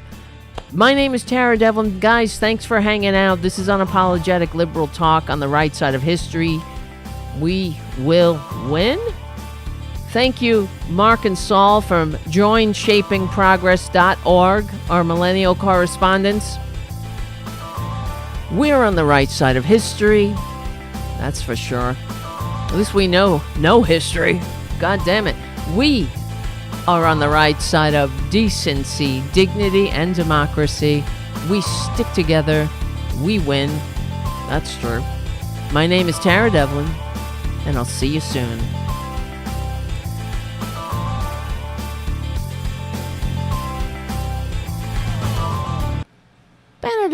I gotta fix. I thought I fixed that. Jesus Christ. Now it's gonna pop in again. Bomb. Am I a capitalist? I hate that. You're a what am I? I'm a capitalist. Am I a capitalist? What does that mean? Bung. I live in this bullshit capital. I hate that. Capitalism, there's no other system that constantly needs to be masturbated. And it's, whoa, this system. Oh, wow. Oh, we have a bot. I'll get rid of it. Bye, bot. Haiku beat me to it. Thank you, my friend. Corporations are people, my friend. Yes, Richard W. The government is a social agreement among citizens to provide services to everyone and must function efficiently. It only functions to make the rich richer. At this point, it sucks. Yes, Irene on the chat. None of us are capitalists unless we are making money off our capital. That is the truth. If we're sitting around waiting for the dividend checks, that you're a capitalist. You use capital to make money. If you spend your time doing something, creating something, and you're selling your labor for money, the time in your life that you'll never get back, you're renting that out for a certain price, then you're not a capitalist. You're a laborer. That's one of the greatest deceptions as well that the corporate media perpetrates on the American people. They tell, I'm a capitalist. I keep hearing this all the time. All of these millionaires they have to say it's the greatest capitalism, the best system ever. Is it? No, it's not. Only if it is regulated, because it comes down to what's the meaning of an economy and what is the meaning of life. Why can't Democrats talk like this? The problem with Democrats, as Will Rogers said, I don't belong to an organized party. I'm a Democrat or something like that. But that is the problem. We have too many corporatists, too many of the fascist enablers, just like what's his face in Weimar Germany, Hindenburg. Hitler couldn't have come to power without him. But the Nazis couldn't have spread out their power without the help of the conservatives in every country they invaded. There is, what's his name? Where's this guy? The one from Norway. I can't remember his, let's see, Nazi Norway. Well, you have all of these traitors. Like Pétain in France. He was a conservative. He made these deals with Hitler. They split the country in two. The German occupied zone and the Vichy France zone, the Vichy regime, which was the puppet regime of the Nazis. And of course the resistance rose up.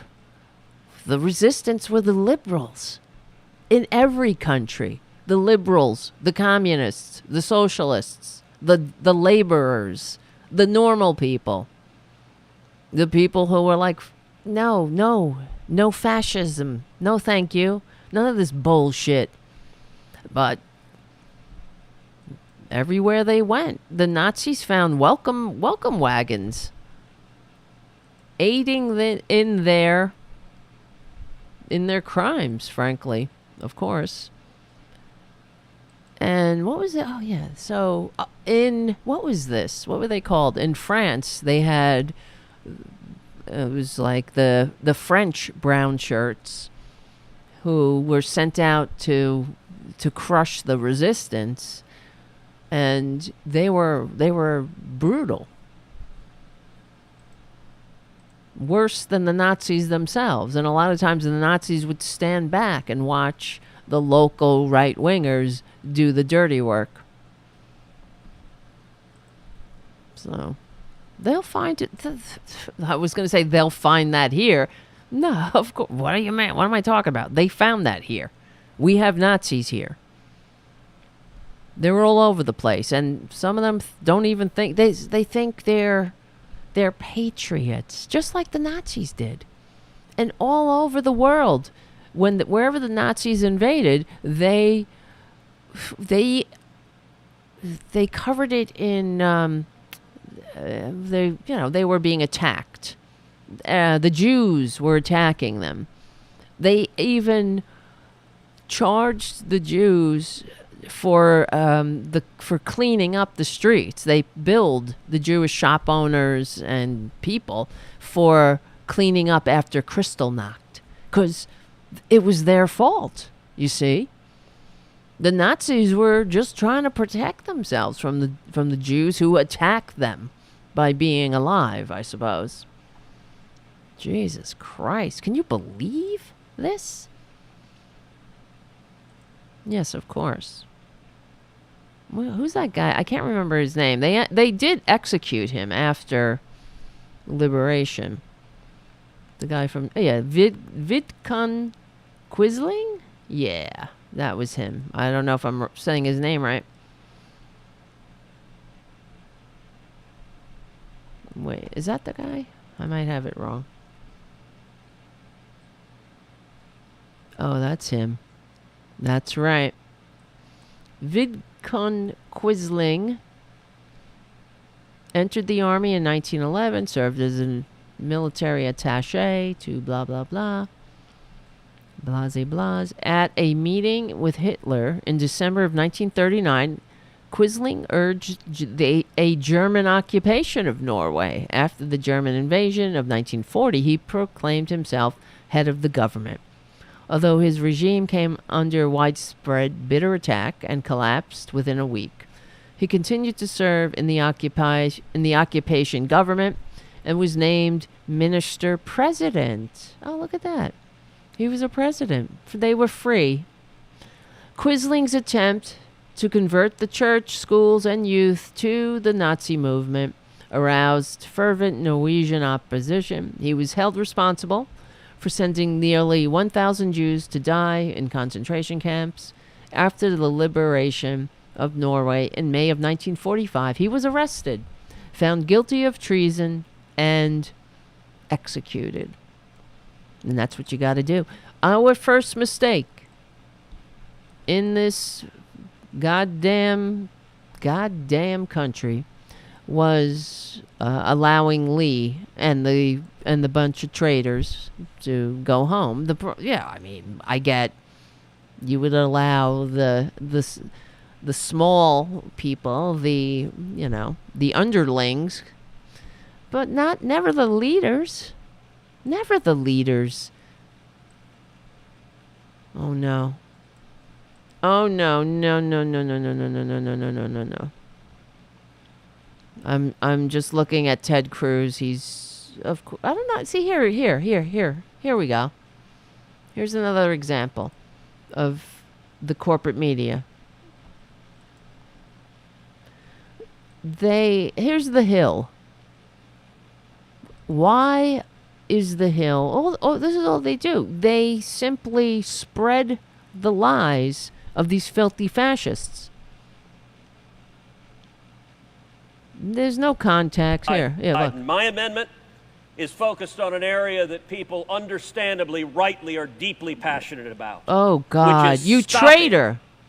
The vaccine mandates on children. You're a traitor. Why is he still in the Senate? You see what I'm saying? He's a traitor. They're all fucking traitors. But we have to pretend that they're good, I guess. They're actually, they give a shit about democracy. When they incited a violent insurrection of dupes, and now they're pushing for this fucking orange tax cheating, draft dodging con man and his crime family to slither back into government. Unreal. Well, it's very real. All right, guys. He served, so what? He was a Democrat. Jefferson Davis served 2 years in prison. He was a Democrat. Who fucking cares? I know, Thomas, you're a good, you're a normal person. But that's something that the Republicans say all the time. Well, the Democrats were the slave lovers or wanted to have slaves. And so what? Things change. That was over 100 years ago, 1860s. Okay, we got to go back there. Things changed. It doesn't matter what things are called. It matters what they are. Well, before we go, let me show you. I'll show you one thing. If I have it. The young man who stood up to the Hitler Youth of his school. Let's see if you can hear it. Y'all live, honestly. Oh, he says, how can you all live? How do we live? Yeah. Y'all pretend to be Christians. Y'all aren't even Christians. Get the fuck out of here. All right. You're not Christians. Get the fuck out of here, he said. And she's filming, so she's trying to be like, okay, have a nice day. Have a nice day. Oh, fuck you. Stop this like fuck you. Don't do that. Have a nice day. He says, fuck you. That's the proper response. Stop this nice shit. Fuck you all. Right. Well, you're going on TikTok. I have 64,000 followers. So. Great. Yeah, and they're all bastards, he said. That's how you probably are. They're all bastards. And she said, you probably are. Yes, the kid who is standing up for humans. Not wanting to be near a bunch of Nazis printing out flyers that say ban a segment of humanity. Where does that end? You know what always annoys me too is besides everything else with the Republicans, is that they talk about, when we talk about FDR, they're like, oh, internment camps, right? It was, yeah, okay, yeah. The FDR family, the Roosevelt family and the Roosevelt Foundation have issued many, many statements. Yeah, this was wrong. It was apologizing. Yeah. So so it doesn't mean that the New Deal, of course, with the racist aspects, that's a problem. But we live in this fucked up, crazy anti-democracy, so-called democracy. And it's as if they're against internment camps. You know what I mean? These fascists they can't wait to send people to internment camps. FDR, they had internment camps because the fucking conservatives insisted on it. So, okay, they got what they wanted. Now it's like, oh, FDR, internment camps. When these people would love to send people to internment camps today. We had internment camps at the border. Inhumane. People died in them. I saw a video, a young man who had the flu.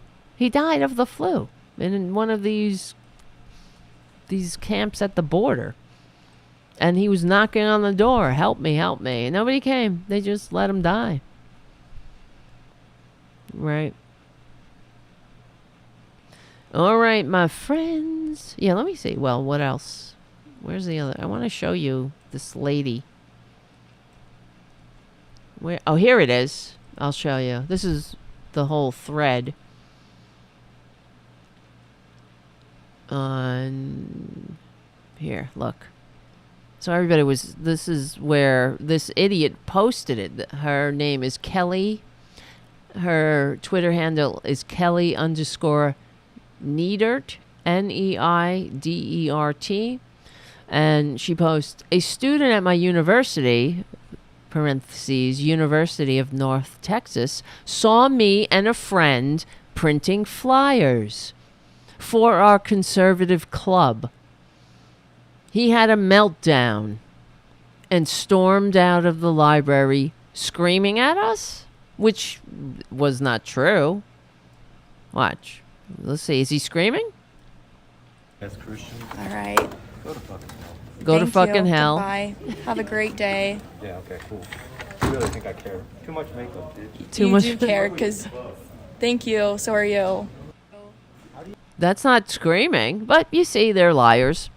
And then underneath, this other fascist bitch who doesn't know what the hell she's talking about says, my friend basically got kicked out of her sorority because she was getting bullied at UNT for being conservative. And they mean being hateful. Being conservative? That's what it means. Oh, you don't like my conservative views. Oh, you're talking about low taxes on the rich and deregulation on corporations? No, they're talking about this. Look, criminalize child transitions. Of course, this is fear-mongering. Another example of Republicans, fascists, sticking their big fascist, big government nose into families' business. What the fuck? And the lives of others. Some kids will kill themselves. They're not talking about, I mean, it's like, I don't even want to get into it because we know what they're doing. They don't know what they're talking about. They're just a bunch of fascists, and they found the trans community. They're not getting the same bang for their hate with gays, even though they're still kicking that dead horse. They know that there's a lot of misconception or ignorance around trans people, even though it's ridiculous. And trans people are coming out in spite, trans people have always been with us. So now they're coming out more and more because others are coming out, and God, thank God. Just like with gays coming out of the closet. I remember when I was young, there were no gay straight alliances in school. There were nobody was out. Nobody. There was rampant bullying and, of course, hate. Now it's trans. It's not as bad for gays because there's more visibility. And that's what we fought for years. When I was in Queer Nation when I was young and ACT UP, we fought for visibility. We would go to bars and just make out at bars as an action. Like go into straight, so-called primarily straight places and just start making out to make people uncomfortable, which was fun. I was young. It was fun. And then I remember one time there was a cop came to speak to the community because there was an incident at a bar where a couple had been harassed. And I'm not sure I don't remember if they were beaten, but it became a big thing. And the police came to the gay and LGBT center on 13th Street. Or is it 15th Street? No, it's 13th Street in Manhattan. And they were trying to calm the community, and the place was packed and spilling out into the street. And everybody was like, fuck this. And it got really, really confrontational. The cops were like, trying to keep everything cool. And next thing you know, somebody opened up the locker in the back and all the signs came out. And that was it. We took over the streets. I thought it was great. And then we marched down 14th Street and, stopped traffic and whatnot. Not like the trucker tantrums. It was only for 15 minutes, but to be young again. Anyway, the point is, it worked. Now gay people are out. Gay people are getting married on TV. People are, gay actors are playing straight roles and vice versa, and there's no stigma to it. That used to be a big thing. Whether a gay man, it was like it would kill your career if you were an actor, or a straight actor playing a gay role. That was beyond belief. That would never happen. And I remember that, what was that, LA Law, there was a kiss, a lesbian kiss, which was ridiculous. It was like a peck. And there was such outcry, controversy. But things change. And they are changing for trans people. And you see it. Thankfully. It's better. We will be a better human race when we're all, nice. But that's part of why Republicans, conservatives, they're having it's a backlash, because we've made all of this progress and we have a long way to go. Trans people, I just can't I just hate these Republicans who, targeting, just doing it because they're a bunch of monsters. They know what they're doing. They know they're getting people killed. They know that they're spreading lies. And whatever. Oh, well, they don't give a shit. It's the minority group du jour that they're targeting. Fucking assholes. Criminalized child trans. And there they are. Talking, sticking their I thought they loved freedom. So what are you talking? Get your filthy, ignorant, fascist face out of a family's personal lives and decision. Their child. They're trying to help their child, you fucking monsters. Move out. Back up, bitch. You dumb Kelly.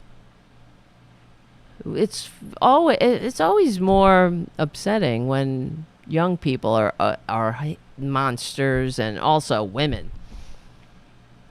Yeah. So I started replying, there go the freedom fighters sticking their ignorant, soul-sick noses into family decisions they know nothing about, but liberals are always trying to tell them what to do, right? Like, don't be hate-mongering tools of tax-cheating oligarchies or oligarchs murdering democracy. Jesus Christ. And then people are trying to explain children aren't being transitioned. The most they get is puberty blockers until they are of an age where they make their own choices. That's it. But kids, you're not going to put people back in the closet. As much as you try, fascists, but they all along the way, they'll ensure more death, more division, more hate, more ignorance. You never, ever, ever, I'm telling you, if you have an example, please send it along. You never see or hear a Republican, a conservative, encouraging their monsters to be nice, evolve, be understanding. It's not like they don't know people who are trans. But if they're, God help them, if they're conservative, I'm sure there are a few. But that they're suffering. They're in the closet. They can't be themselves. They're, and they live and die like that. But, oh well, I guess they made everybody think that they were something else. So they win. Can we get through this time? Jeez. All right, guys. Guys. I guess we're going to wrap it up. What do you think? But I really want to thank you all for everything, your super chats. I want to thank you, Haiku, for keeping the chat room free of trolls. You got to ask yourself, why do Republicans need so much help from Russian bots? Well, you got to wonder. No, you don't got to wonder. Fact is, they hate democracy. That's why they're siding with Putin. They hate democracy in Ukraine. They hate democracy here. Of course they're going to hate democracy in Ukraine. Right? Haiku says, we have a banquet of bots. But that's probably good. If they're attacking the show, that means it's getting attention, I suppose, in some way. They're hearing about it. Why would they attack it if it's not making a difference, I guess, right? But, alrighty. When will we do a show? Maybe Monday. I want to do as many shows as possible. You guys know that. Because we have a lot of work to do.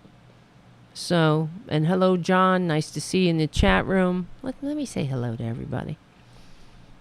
Thank you, Winston. And Mark C. and John. Uh-oh. Guess who's coming over? Come on over, you little mommy. Come on, mommy. Come on, honey. Come on. You can do it. You're a cat. Jump. Alrighty. Everybody, ladies and gentlemen, you gotta sit. Tara Jr. Hello. I don't mean to bunk your head. How you doing, honey? This is my old man. Hi, honey. I love this cat. I love them all, but him, he's special. Oh, honey, what's the matter? What'd I do? He's got allergies, so his skin is like itchy. I know, honey. He's going to the allergy vet. He's got an appointment in March. Takes forever to get to see this lady. But anyway, he's a good boy. I love you. All right. Yes, they hate free countries.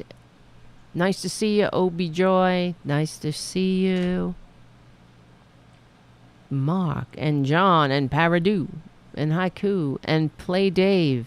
So nice to see you. And Winston. And Mark from Shaping Progress. Carol. Oh, Carol was deleted. Fuck you, Carol. And Richard W. and Irene. Thomas. Nice to see you. Steve. And Commander Bond. Who else is here? All these bots. A lot of them. I know. Eli. Very nice to see you guys. And Jim. My friend. And Suzanne, thank you so much for hanging out. Who else do we got? Stephen Lee. And Drew on the Facebook chat. I missed your chats. I'm sorry. You should come on over if you can to YouTube to hang out with the rest of the crew. When next show. Drew says, religion is for those who fear hell. Spirituality is for those who have been there. That's the truth. Thank you, Mark. Thank you all. Paradu and Jeffrey Giraffe, thank you for your very generous super chat. And Jim, thank you always for your super chat and chats. Thank you, Richard and Mark C. and Irene and Stephen Lee. And guys, if you are on, if you're listening tomorrow Sunday, become a patron if you can. Patreon.com/TaraDevlin. And we will win. Right? We're on the right side of history. We're on the right side of decency, dignity, democracy. My name is Tara Devlin. Guys, you're the best. Thank you for keeping me going all the time. And I will see you maybe Monday. I don't know. We'll have to see. But I'm going to try. All right? So I will see you very soon.